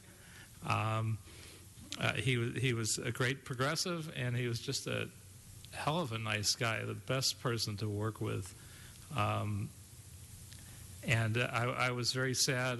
When I visited him a week, 10 days ago, I'm not sure exactly when it was, that I could see this time it wasn't something that even he could will his way out of. He was asleep. They woke him up, and he brightened up quite a bit when my very good friend Chuck Levin and I visited him together. And he forced himself to say a few words, which was clearly a struggle, and then fell back to sleep.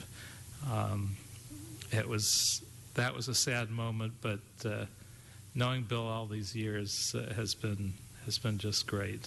And one other thing I wanted to mention, a great favor he did for a friend, Joel Wax, who was a council member for many, many years in these chambers, and was gay during that entire duration, but at the time that was not something that elected officials generally came out about, and he didn't come out through most of his career. He talked with Bill about how best to do that, and he really didn't need to, and he was running for mayor, and it clearly wasn't going to be a plus for him, but he really wanted to. And Bill volunteered to ask him the right question and do that on his show, which was just such a great gesture, and he did it with such grace. It's my great sadness to say goodbye to Bill Rosendahl today.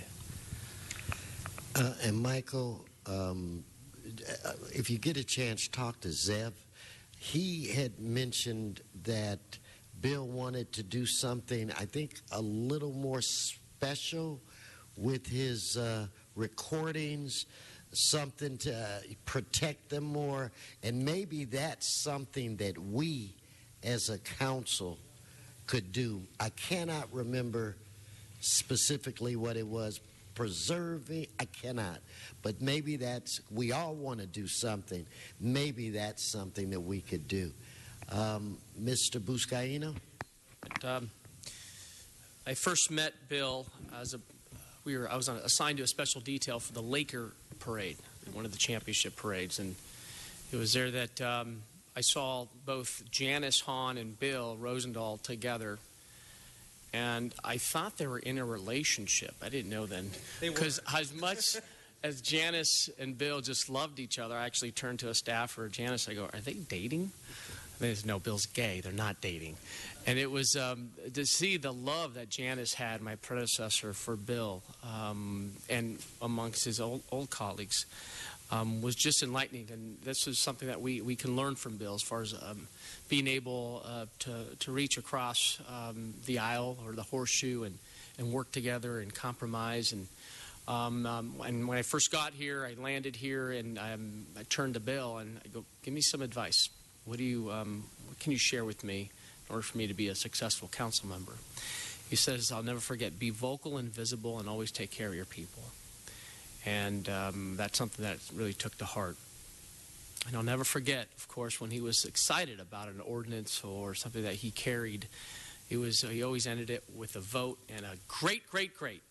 That was Bill. So may God bless him and may he rest in peace. But he can never pronounce Boustay. Yeah, I always butchered my name, like many others.